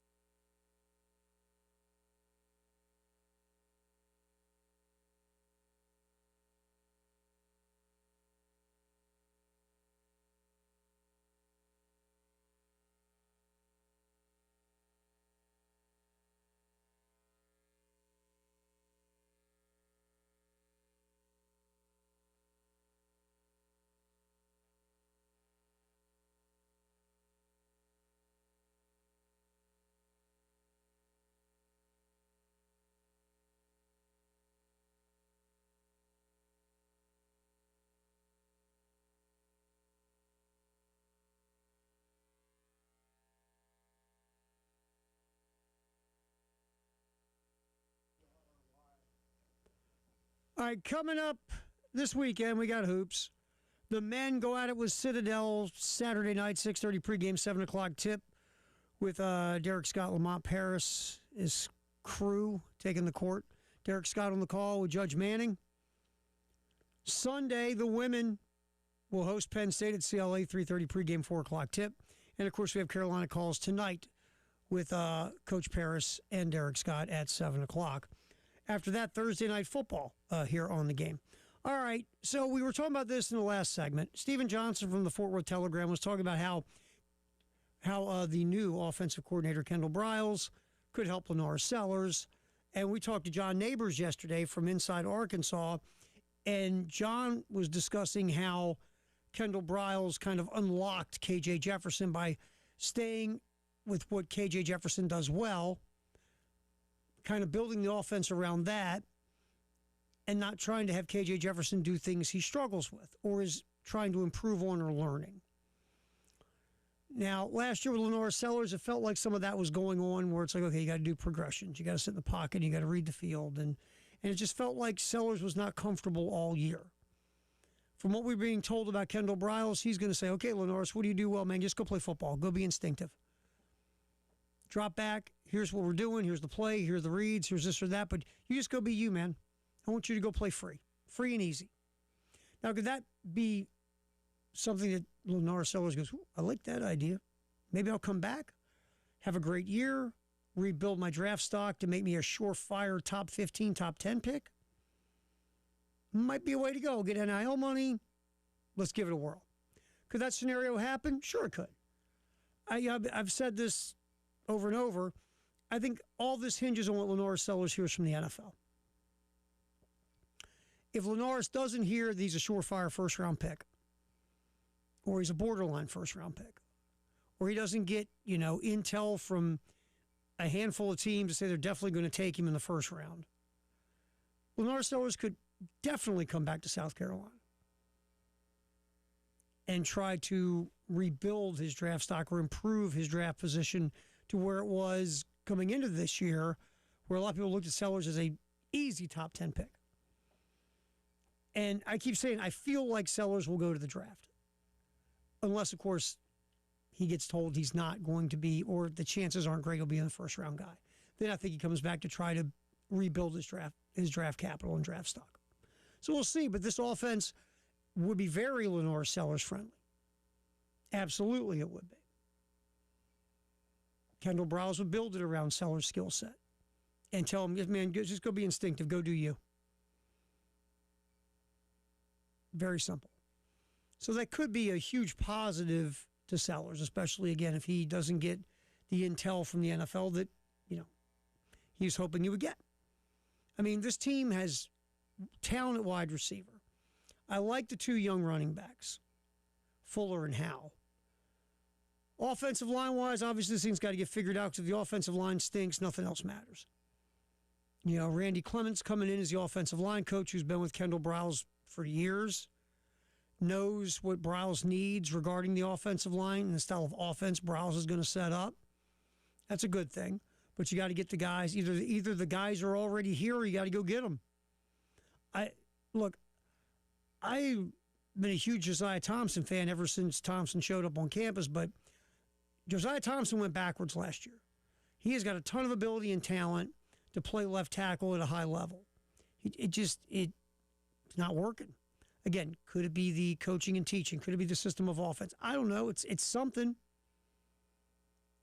because people really love Thompson coming out of high school. Now, could it just be this is who he is? Maybe. But to me, I think every job on that O-line's open. Everybody's competing. Nobody's guaranteed anything. We'll see who stays and who goes. I think that's also an interesting conversation. Who's going to go in the portal and take off? We already saw, Nick Sharp came in last year from Wake Forest in the portal, had some good to decent moments when healthy last year, but he's already rolled off to hit his last year of eligibility somewhere else. I mean, who else could go in the portal? I don't know. We'll see. How many of these offensive linemen can fit what Kendall Briles and Randy Clements want to do? But I think all jobs are open. I don't think anybody's done anything well enough consistently all year to hold their gig. Well, I'll say this, Casey Henry at right tackle. Casey Henry was the best offensive lineman on the team before he got hurt. So maybe Casey Henry, to me, would have the closest to a guaranteed spot going into next year. But hey, let it loose. Everybody's competing after what happened last year. And who do you bring in through the portal? So there might be a few offensive linemen still are going to leave, but yeah, obviously you can bring some in. So we'll see where all that goes. But there is talent in the skill positions, I think, on this football team. You just got to put them in the right system and the right position to succeed. And hopefully that's what Kendall Browse is going to do. 5 o'clock news sponsored by Integrated Media. Coming up, Jordan Kay from the State Newspaper at 5:15 and a drive around the SEC at the bottom of the hour. That's what's happening starting in just a few minutes here on the Postgame Show with Terry Ford. Appreciate you hanging out with us till 6 on the game.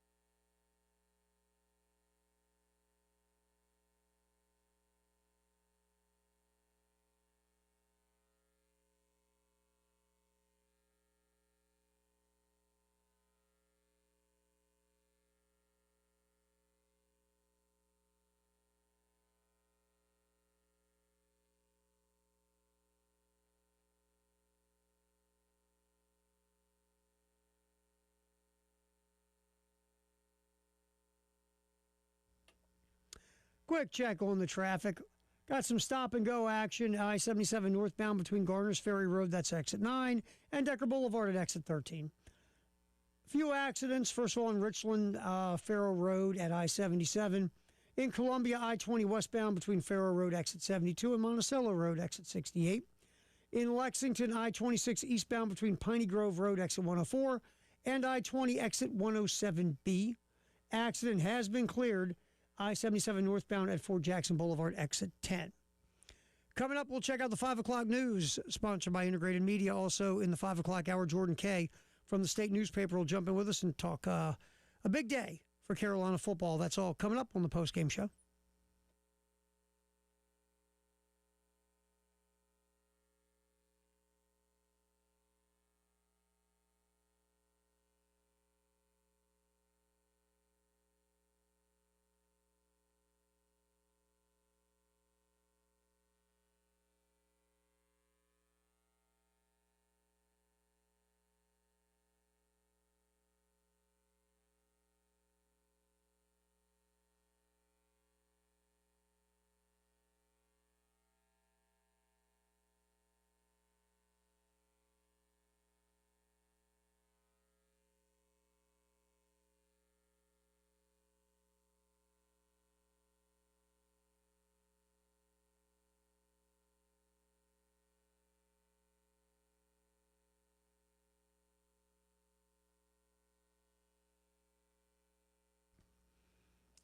All right, time to check the 5 o'clock news, sponsored by our buds Integrated Media.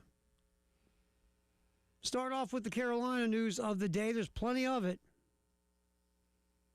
Plenty of it.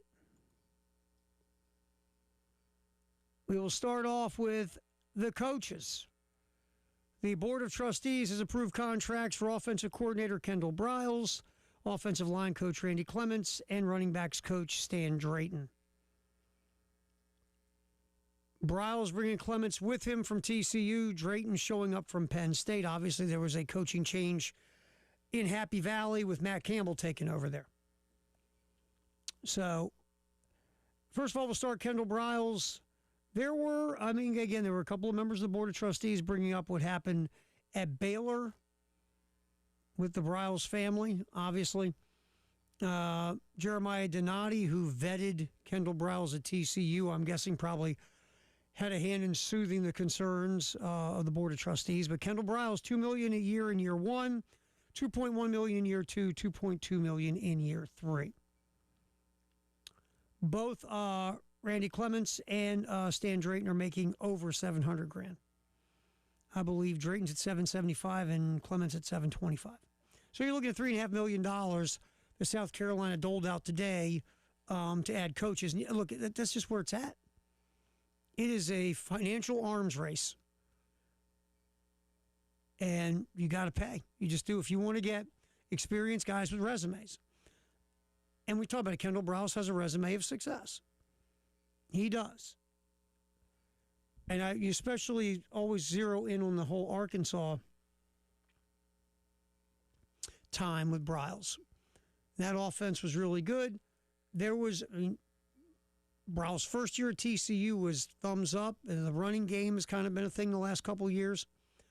Briles obviously sitting at Baylor with his dad, and say what you want about Art Briles off the field, Baylor explosive on offense. And then again, Briles also hung out with Lane Kiffin at Florida Atlantic. Was in Houston with Major Applewhite, and a lot of success for Kendall Briles. And with all of the issues with the run game at TCU last year, the TCU offense was still top 50 in the country. Briles at Arkansas, they were, I think, 16th in America in total yards and 7th in running yards nationally. So there's a lot of good in this resume for Kendall Briles. The offense works best with a dual-threat quarterback. We'll see where that goes with Lenora Sellers, what Sellers is going to do. But I think the Kendall Briles hire is good. I do. I think this will be a heck of an improvement to what we've seen in past offenses here in Columbia. Randy Clements is the offensive line coach. Again, the TCU run game struggled last year. We had talked to some folks who covered TCU this week, and one of the things that's been brought up was the run game was scuffling because, well, the offensive line play was an issue. Now, again, Randy Clements was not the offensive line coach. He was the assistant O-line coach. But Clements has been at some stops where the O-line was really good as well. So Clements also knows and understands the Kendall Briles offense because these dudes have been boys forever. So Clements knows what kind of offensive lineman that Kendall Briles prefers, technique he's going to need to use because of the style of offense that this team will now run. So having two guys like joined at the hip or knee or wherever the hell they're joined, that is nothing but a positive, you feel like, right now going into it. And Stan Drayton has been a high-level running back coach for a long time. So that's the deal with bringing in a new offensive coordinator in Kendall Browse, new offensive line coach in Randy Clements, new running back coach in Stan Drayton. Now, Sean Elliott will not be the offensive line coach, but will still be on the staff. My guess is coaching tight ends again. And Mike Furry will be back, also coaching the wide receivers. So that's good, getting both those guys back. Two dudes with a ton of energy, intensity, recruiting chops. And I always think you need a couple of coaches who are a little crazy. Got a little intensity to them. I think it's just a good variety in your staff. Little old school hardcore guys, or just guys who are passionate about their craft. So that's where it's at with the South Carolina coaching staff. Also, Clayton White's name was being thrown out there on the whiteboard, or the hot board, I should say, for Tennessee's defensive coordinator opening. Well, that gig is going to Jim Knowles. The Volunteers have added Knowles on a 3-year deal. Of course, Penn State, with their new coach, means Knowles, he was shopping for a gig. Knowles will get paid $2.2 million annually. Again, a 3-year contract. And Knowles has been a high-level defensive coordinator. Look, last year Penn State's defense was good. And then Knowles before that, of course, the defensive coordinator at Ohio State when they won a national championship. And Knowles was very successful at Oklahoma State for years. Again, he's a guy that he's got a certain way, so you got to give him his space. Ryan Day had a little trouble with that at Ohio State. James Franklin, well, wasn't around long, but the coaching staff at Penn State didn't have problems with Knowles' intensity and his way he went about things. And obviously Mike Gundy was cool with it. But Jim Knowles will take over as defensive coordinator of Tennessee. That takes Clayton White's name out of that, or off of that hot board. Throw that out there. Also, South Carolina, Brandon Cisse, South Carolina starting corner from last year. Also, Jalen Kilgore starting slot. DB, both have declared for the NFL draft. Now, I think Cisse I think Cisse was the best defensive player on the South Carolina football team last year. The way he covered receivers, the way he played the run. Clayton would blitz him every now and then. I like Brandon Cisse a lot. And there's been some mock drafts that have Cisse going like between 18 or 19 and 32. So there's a real chance Cisse could go in the first round. No worse than second round. Jalen Kilgore was a projected first-round pick coming into the year. Remember, Kilgore was hurt. Probably not 100% good amount this year. And just did not have as good a season in 25 as he did 24. So his draft stock fell. But I still think Kilgore is going to go third round, possibly second round, because Jalen Kilgore's got talent. No doubt. No doubt. All right, 5 o'clock news from Integrated Media here on the Postgame Show. Terry Ford, appreciate you hanging out with us on the game. All right, so if you haven't heard, Sherrone Moore, no longer the head coach in Michigan. Moore also arrested yesterday for, how can I put this? Some kind of possible threats, breaking into the apartment of his alleged mistress or girlfriend. The rumor mill says that Moore was threatening her life and his own. Whatever the case, Moore will be arraigned tomorrow. And, Moore was fired for an inappropriate relationship with a staff member, which is all over the place. Folks saying that it was a young lady that was his assistant. So that's where it's at with Sherrone Moore. The Athletic put up an interesting little post about the possible replacements for Sherrone Moore. Alabama's Kalen DeBoer's name is coming up. Especially, let's say Alabama loses to Oklahoma in the college football playoff. Then DeBoer, his season will be over. Does Michigan wait and see if DeBoer's interested when Alabama does lose. There's no guarantee Alabama will lose to Oklahoma, but if they do, DeBoer's free. Again, if Kalen DeBoer wants to pull Lane Kiffin and leave during the college football playoffs, again, I'm not down with that, but that's the world we live in. Another name is Washington's Jed Fish. His name's been out there for multiple jobs this offseason. Fish did a heck of a job at Arizona a couple years ago. That team finished top 15 in the nation. At Washington, he almost rebuilt from scratch. He's 14-11 through 2 years. He's a coaching grifter, is Jed Fish. He could absolutely leave UW and roll off to Michigan and William Blank. Another name that the Athletic throws out is Manny Diaz of Duke. Look, Diaz has done a nice job at Duke, taking over from Mike Elko the last 2 years. Again, Elko didn't leave the cupboard totally bare. But Diaz has kind of reinvented himself as a head coach the last couple of seasons. An interesting wild card candidate brought up by the Athletic. We talked about this guy the other day as a dude to keep an eye on for a couple years down the road. New Mexico head coach Jason Eck. Did a heck of a job in New Mexico last year. Lobos, a winning record. They'll go to a bowl game. He is, he is a guy that a lot of folks have on the radar. I don't think Michigan would offer Eck the job, even though he did play in the Big Ten at Wisconsin as an O-lineman. But Jason Eck's going to get, I feel like, a solid Power 4 job before it's over with.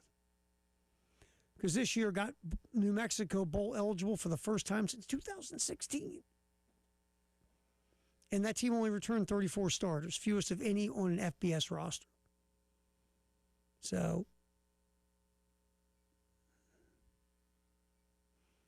that's an interesting deal. All right, those are some of the candidates, names to watch, possible replacements for Sharon Moore at Michigan. If you ask me, I see Jed Fish. Feels like Jed Fish. Look, could Kalen DeBoer leave? Sure. Look, we watched Lane Kiffin turn his back on his team and run to LSU. Could Kalen DeBoer turn his back on his team in Alabama and run to Michigan? Sure, anything's possible.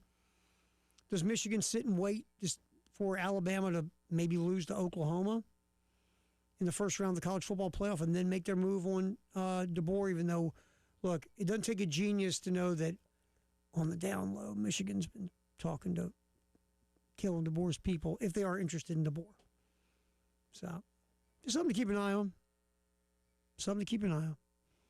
5 o'clock news sponsored by Integrated Media here on The Game. Indiana's Fernando Mendoza, their quarterback, was named the AP Player of the Year. I don't know if that means anything about the Heisman, but Mendoza, far and away number 1, Diego Pavia number 2, Jeremiah Love 3, Julian Sayin 4, the guys that are going to be at the Heisman ceremony. So Fernando Mendoza is the AP Player of the Year. All right, we'll have the Gamecock Notebook going. Looking for our buddy Jordan Kay from the State Newspaper. He'll be up next. We'll talk a ton of Gamecock stuff with Jordan. And do not forget tonight, Carolina calls 7 o'clock. Men's basketball coach Lamont Paris and Derek Scott, that is right here on The Game in Columbia, our affiliate in Myrtle Beach. That'll be right after Best of the Game at 6. Then after Carolina calls, we have Thursday Night Football right here on 107.5 The Game. Jordan Kay from the State Newspaper next on The Game.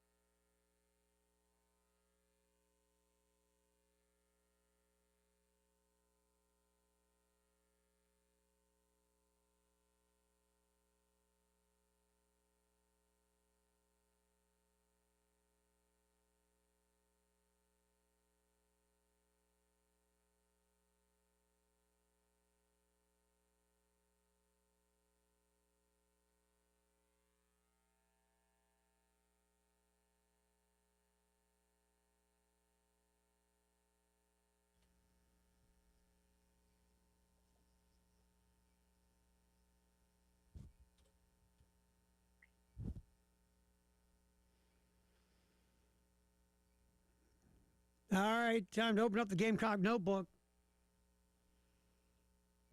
Talk to our buddy Jordan Kay from the state newspaper. Yeah, you try to take days off, relax, have a life. What's wrong with you, man? It's really, I should have waited until like May. Ain't that the truth?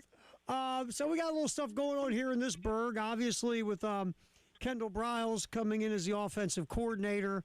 Also, Randy Clements, offensive line coach. Stan Drayton, running backs coach. All right, first we'll start with Kendall Briles. What are your thoughts on hiring the TCU OC? I think it's about as good as you could have hoped for Shane Beamer. I think early in the process there was a lot of talk about, who would really be in the mix for this job of like not necessarily, what names were out there, but like who would actually take it? I mean, were there people looking at this job and thinking, is Shane Beamer going to be there in the long term? Is Lenora Sellers going to be back? How attractive of a job was it? And I think getting Kendall Briles kind of shows that there are people bullish about South Carolina. You have to like Kendall Briles' track record of what he did at FAU under Lane Kiffin, what he did at Houston under Major Applewhite, at Florida State in 2019, Arkansas in 2020, 2021 with those KJ Jefferson, Rocket Sanders teams. I mean, there is a lot to like. I will say his TCU offenses weren't incredible. I think the Horned Frogs took a definite step back after Garrett Riley left following that national championship season. Some of the red zone stuff isn't great, but certainly the scheme, the Art Briles type of, spread them out, air raid type stuff is a lot of things that I think South Carolina will be able to build off of, especially if Lenora Sellers returns. I think you bring up a good point, Jordan, and we're talking to Jordan Kay from the state newspaper during the Gamecock Notebook here on the postgame show. Going through, when this first started, if you would have told me that you could get someone with the resume of Kendall Briles, I'd have been like, wow, really? Because like you, I was like, you're coming off a 4-8. People are talking about your coach being on the hot seat. How many guys with established resumes are going to come to what might be a one-year stopover in Columbia, South Carolina?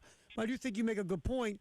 Maybe these folks look at it like maybe that seat's not as hot as we think, and maybe they look at it like, well, this is just a good offense away from getting back to winning, a winning record in bowl games. So maybe folks in the industry look at it differently than we did.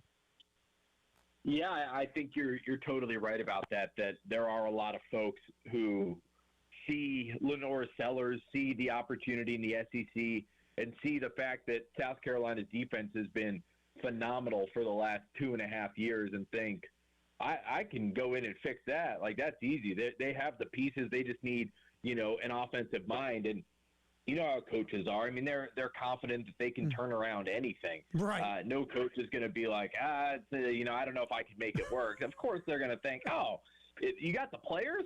Oh, well, that's the hard part. And so, yeah, I think, we probably were thinking, at least I was like kind of really wondering of like, okay, who is actually in the running for this? And I think we're kind of learning that it was a lot of bigger names than perhaps we would have thought. Jordan Kay hanging out with us from the state newspaper on the Gamecock Notebook here on the post-game show on the Game and the Game Network. All right, so then we look at Kendall Briles brings his buddy, Randy Clements, with him, the assistant offensive line coach at TCU, now to be the offensive line coach. These guys have known each other for like ever. So it was kind of interesting hire. You get the TCU OC and the assistant offensive line coach. What do you think? Yeah, this is a guy who's been in that Briles system for a long time. Like you mentioned, has been around Kendall Briles for a really long time and understands the system, understands what needs to be executed, and is going to be able to teach that to the offensive linemen. I think when Lonnie Teasley was fired, initially I had thought, hey, it makes a whole lot of sense to just move Sean Elliott to offensive line coach full-time. You can find a tight ends coach probably a lot easier than you can find an offensive line coach. But then you think of the Briles system, kind of the complexities of it, how Kendall Briles wants to teach it, and it just makes a ton of sense that he's able to bring someone with familiarity into that. All right, Jordan Kay, State Newspaper. What do you think of this Stan Drayton? Stan Drayton's been coaching running backs since the 1950s, it feels like. Stan Drayton, a veteran running back coach with a big resume and a big rep, and now he's going to be at South Carolina. His go on Stan Drayton's Wikipedia page. It is a bizarre one. It's kind of like Markel Blackwell, though. I mean, that guy, all he did was just coach running backs for 2 decades, basically at a billion different schools. Stan Drayton's the exact same way. I mean, he had a stint in the mid 2000s where he in about every other year he was switching jobs at Florida, Tennessee, Syracuse, Florida, Ohio State. He's just been all over the map. He has a tie to Shane Beamer when Shane Beamer's first real assistant coaching job as a cornerbacks coach at Mississippi State in 2004.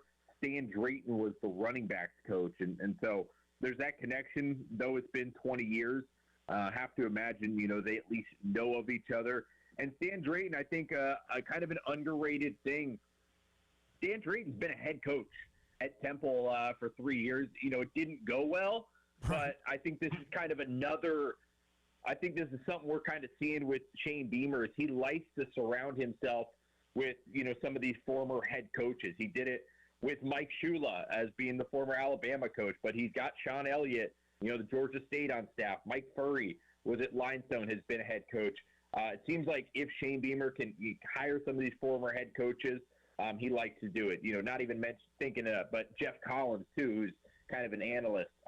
Having those guys around him, it seems like he wants to be able to pick those guys' brains, and so bringing a veteran like Stan Drayton should be, a plus.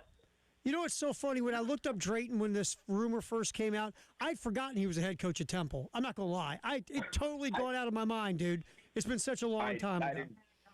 Yeah, I mean, it was only a couple of years ago, right. But they were so bad there was no reason to know who was the head coach. That's one of those things you kind of mark off your resume, right? Get that out of there. All right, so we're talking to Jordan Kay from the State Newspaper during the Gamecock Notebook here on the postgame show on the game. Another piece of news today, 2 DBs, Brandon Cisse and Jalen Kilgore, both announcing they're going to head off to the NFL draft. What's running around your noggin about that? I mean, that's 2/5 of the secondary you're going to have to replace next season. That's going to be tough. I think Brandon Cisse, I kind of didn't realize it until the last week or two. He's a first-round projected guy in a lot of mock drafts right now. Yep. I guess I hadn't really thought of it that way. I thought he played really well for South Carolina this last season, but I didn't really know that NFL guys thought he was a first-rounder, and so that was a no-brainer. I haven't seen Jalen Kilgore in too many mock drafts, but obviously his size and versatility and his ability to play multiple positions, if you need him at nickel or you need him at safety, I have to imagine he's going to be a kind of one of those really coveted guys by NFL teams. And then where that leaves, I think now South Carolina really needs, Vakari Swain to probably come back and need some of those, and probably is going to have to hit the portal a little bit more too, because you think about DQ Smith graduated, so really the only secondary guys you're bringing back are Peyton Williams and Vakari Swain. So they're going to need some help there. They have some young guys that they like, but have to imagine they attack that in the portal pretty heavily. Okay, Jordan, what the other 2 names that's out there, what's going to happen? Obviously, Lenora Sellers. There's been some conversation, would Nick Harbor stay or would he go? I feel like Harbor's coming back. He had some good momentum second half of the year. If he can stack a good season, he could really improve his draft stock. Lenoris is the wild card, man. You got any thoughts on that thing? I mean, you got an offense that would fit his abilities coming in. Yeah. Everything, I have, I don't think it's completely done yet.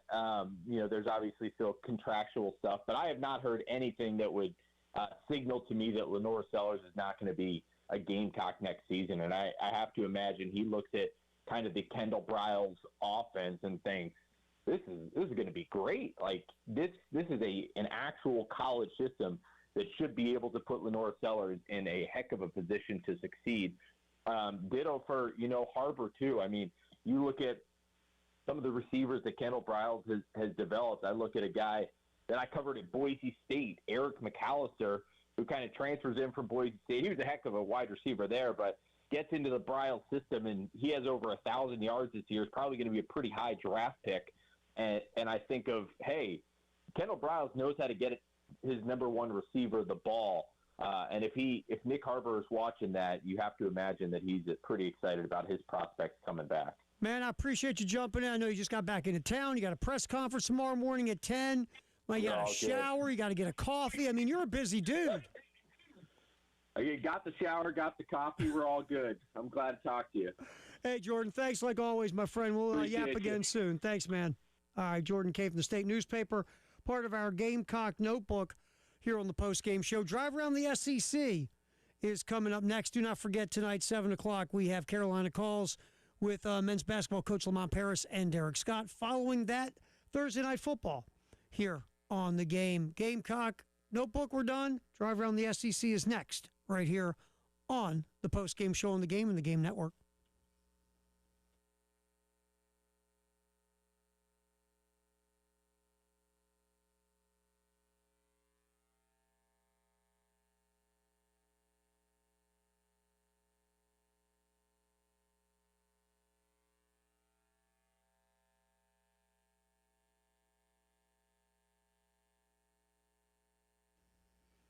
We always talk about Kreger Showrooms, formerly The Nest, 1331 Gadsden in the Vista. Because, again, if you're doing things to your home, you want experienced people who know what's up, experts. 100 years of experience at Kreger Showrooms. Whether you're looking just new appliances for your kitchen, maybe you want to do things with your bathroom like put in a tub. Maybe you want new lighting, new fixtures, new plumbing. 803-978-2025. You call Kreger Showrooms, you tell them what you want to do. They will put you in touch with the expert that can help you out. They'll get some ideas, bring you in, show you the most incredible showroom ever. They'll sit you down, different choices, different options. You talk about your budget, what you're looking to do, and they'll make it happen. Again, 803-978-2025. Go with the folks with almost 100 years experience. The folks at Kreger Showrooms, formerly The Nest, 1331 Gadsden Street in the Vista.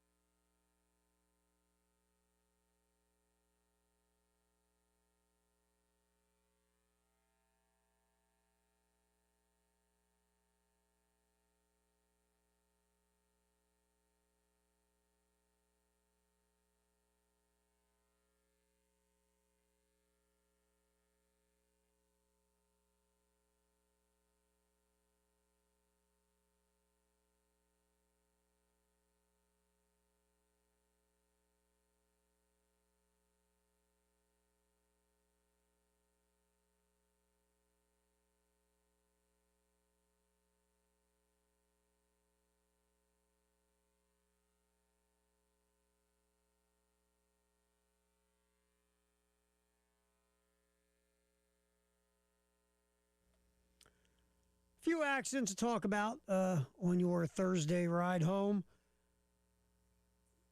Let's start off with Faro Road and I-77 accident reported there. Also, Hardscrabble Road at Elders Pond, Congress Road near Leesburg Road, I-77 northbound at Bluff Road, exit 5. Coming up, we have a drive around the SEC tonight. Carolina calls at 7 o'clock with Lamont Paris and Derek Scott. Basketball, men and women this weekend, 6:30 on Saturday. Pre-game to get you ready for the men against Citadel. Sunday, 3:30 our coverage starts as the women host Penn State.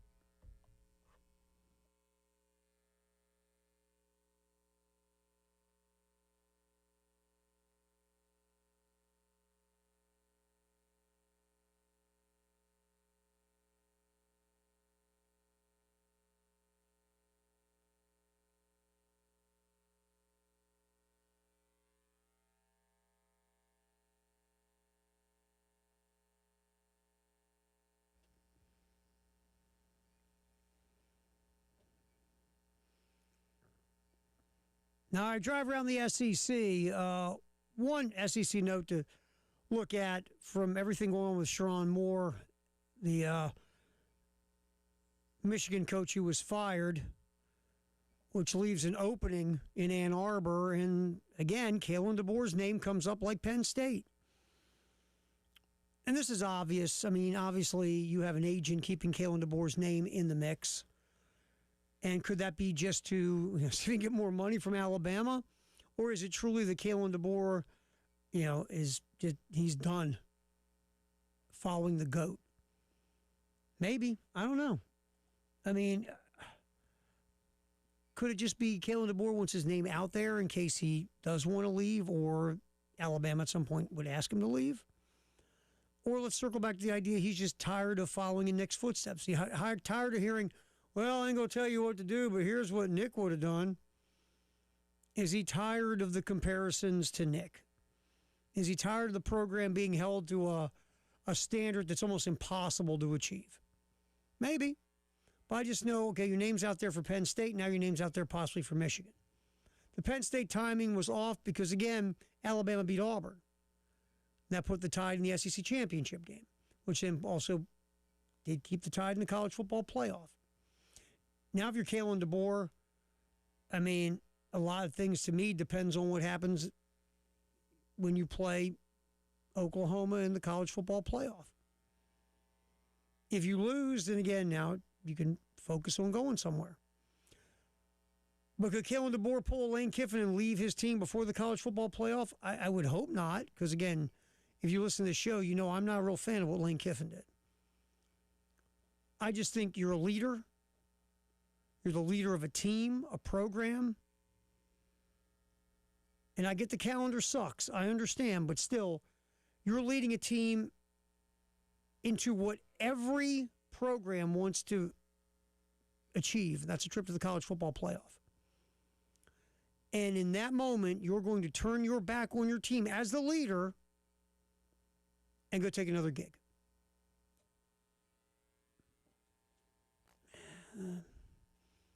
Yeah, I'm just not down with it.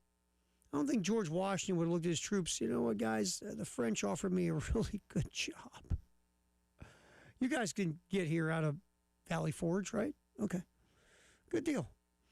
I just think when you're the leader, you're the leader till the end. Especially if your team's going to the college football playoff.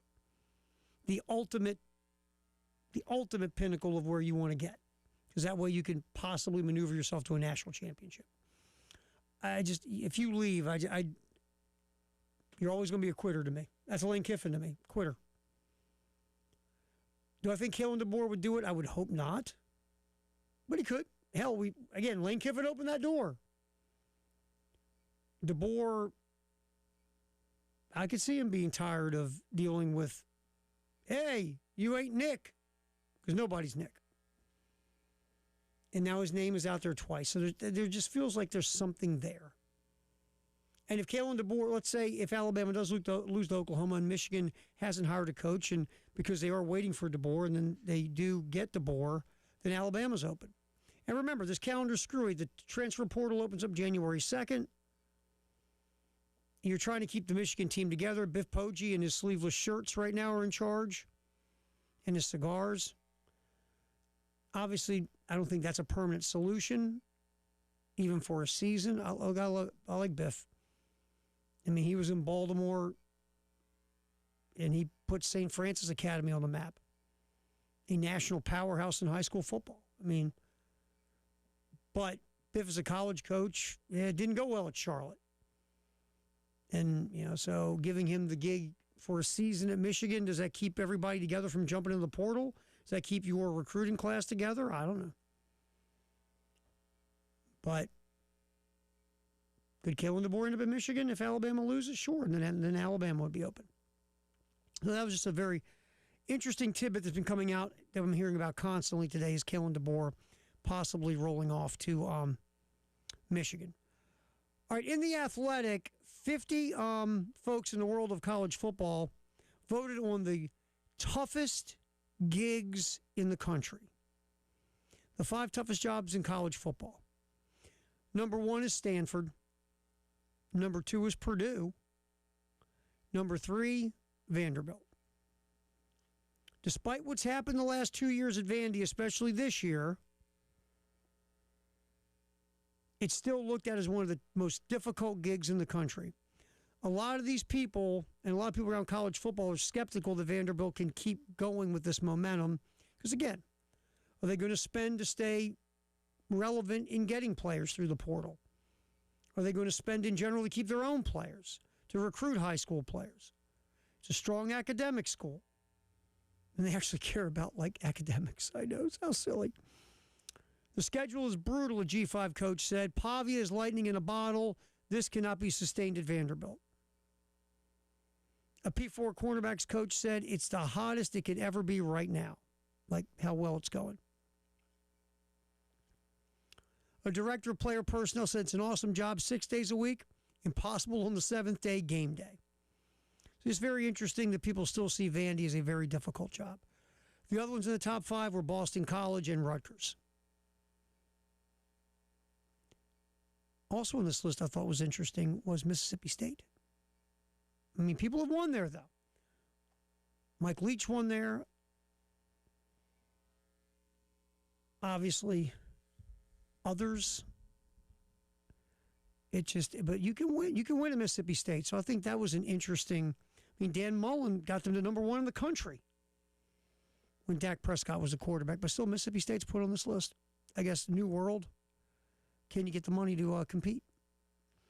All right, basketball in the SEC tonight. Only one game. Alabama State travels to Mizzou to take on the Tigers. Missouri this year, 8-2 on the season. 45th in KenPom. Number 33 in offensive efficiency. The struggles have been the defensive end of the court, where Missouri is 84th defensively. But still 8-2 on the year is Mizzou. Again, that's tonight on the SEC Network. So one game tonight in the SEC, also very light tomorrow night, and then things kick in for the weekend. That's your drive around the SEC here on the Postgame Show. Again, Carolina basketball this weekend.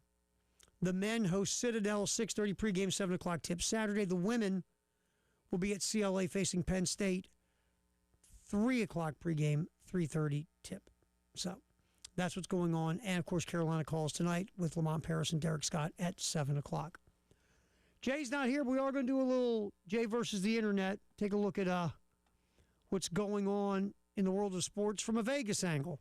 That's next here on the Post-Game Show with Terry Ford. Thanks for hanging out with us here on the game.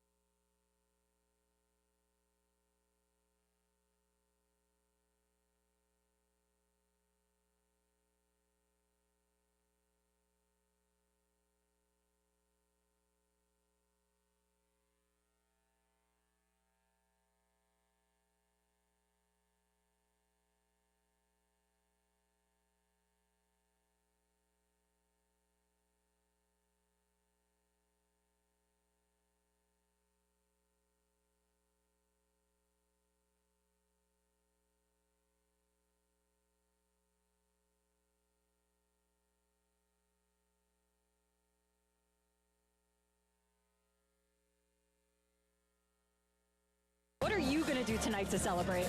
I'm going to eat some Haagen-Dazs coffee ice cream with my wife and smoke a Cuban cigar and then probably go to the hospital. But I will tell you. I had to hear that. Biff Poggi. Remember, he was the interim head coach for Sharon Moore when he had the suspension. Biff got himself a W as the head coach of the Wolverines. He didn't go celebrate. Pop some Haagen-Dazs and a cigar. It's got to be an intro. I wonder if at the same time. Look, I love me some Haagen-Dazs. I'm not really a cigar guy, not going to lie. I don't know. Dip the tip of the cigar in your Haagen-Dazs? I don't know. But Biff Poggi there, talking about his celebration after getting that win as the Michigan interim head coach. He's the interim head coach again in Michigan. So, but anyway, I just had to hear that. Had to hear that cut again. I had to. All right, we're going to do a little Jay versus the internet. Unfortunately, our buddy Jay not here. We're going to do it in his honor today, and Jay will be back tomorrow with us, by the way, at 3 o'clock.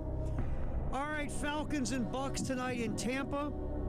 Falcons have been hideous underachievers again. Kirk Cousins back at quarterback. Michael Penix out for the year. Falcons are 4-9. Bucks are 7-6. Have been scuffling and struggling since the bye week. Tampa Bay is giving out 5.5. I think they cover. They are getting Mike Evans back and their other wide receiver, McMillan. Baker Mayfield's not 100%, but the Falcons stink.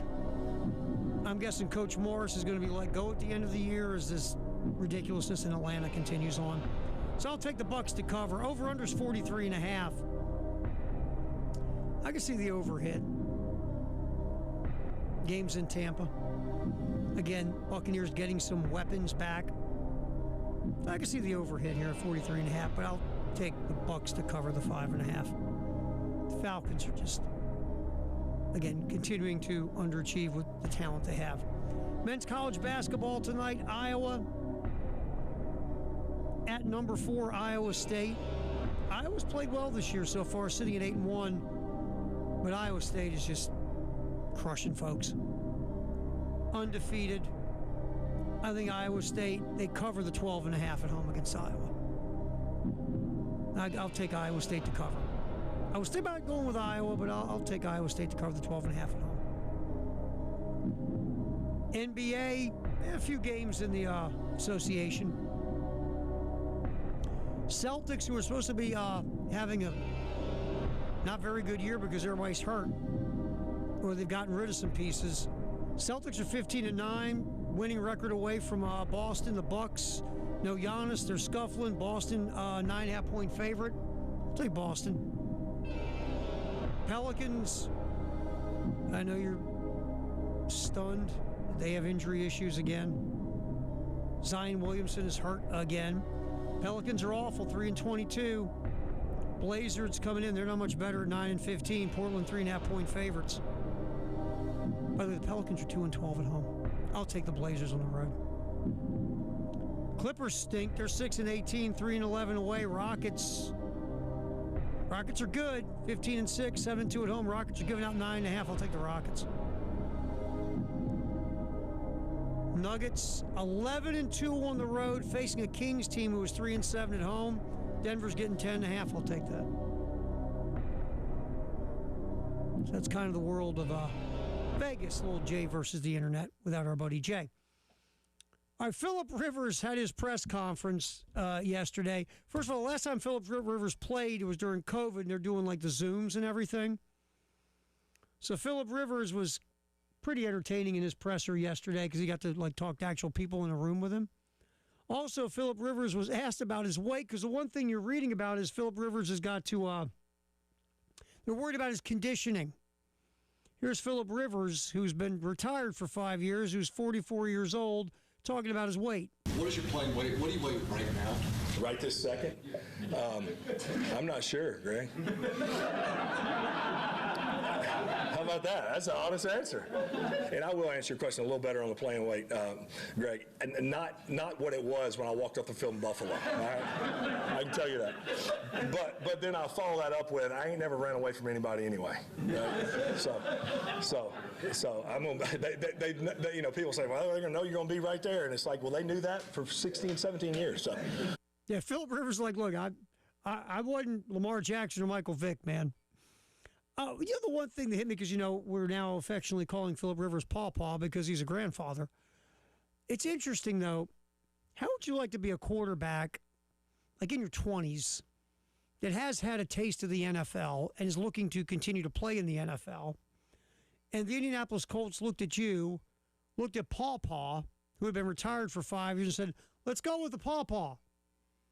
Now, look, I know Rivers knows the offensive system. He knows Shane Steichen. I get there's a connection there, but still he's 44 years old and hadn't played in 5 years. And this is the best you could do if you're the Colts. No offense to Philip Rivers, because I do. Philip Rivers is a Hall of Famer. But, wow. That tells you what the Colts thought of anybody else available. It tells you maybe the state of quarterbacks available. It's not like a great lot of dudes who are sitting around waiting for the phone to ring. But the Colts said, let's go with Gramps. Let's go with Papa.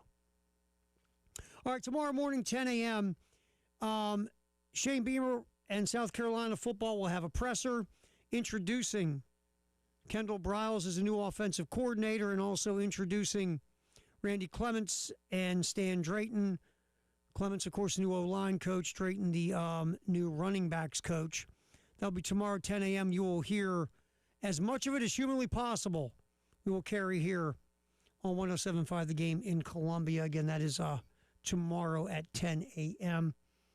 Shane Beamer talking to the media with introducing Kendall Briles and Randy Clements and also Stan Drayton. So that will be tomorrow.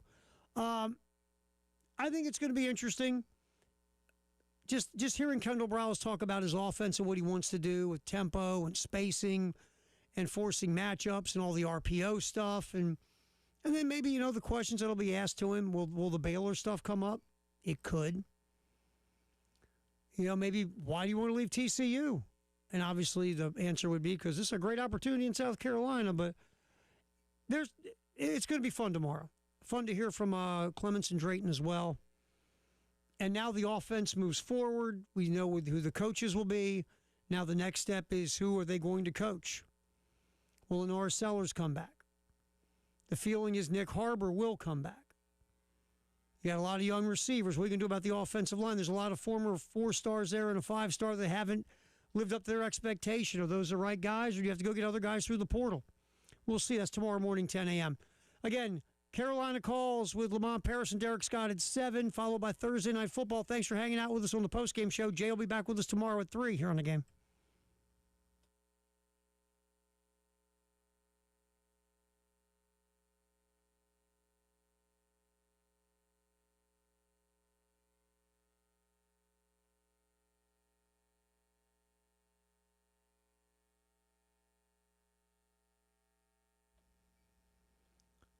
So as we, as guys, get older and things kind of go sideways, it didn't go sideways before, whether it's, you're driving life professionally, personally, in relationships, whatever.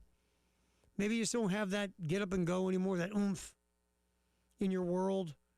Maybe you you just kind of feel down.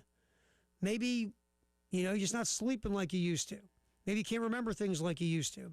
Maybe you're weaker at the gym. You're not getting stronger. It's going in the wrong direction.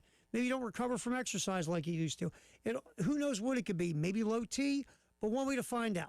Call 803-875-MENS. Call the Men's Clinic, set up an appointment, go in and tell Dr. Dan and the staff your story, and they will put you on a program to get you back to feeling like you again.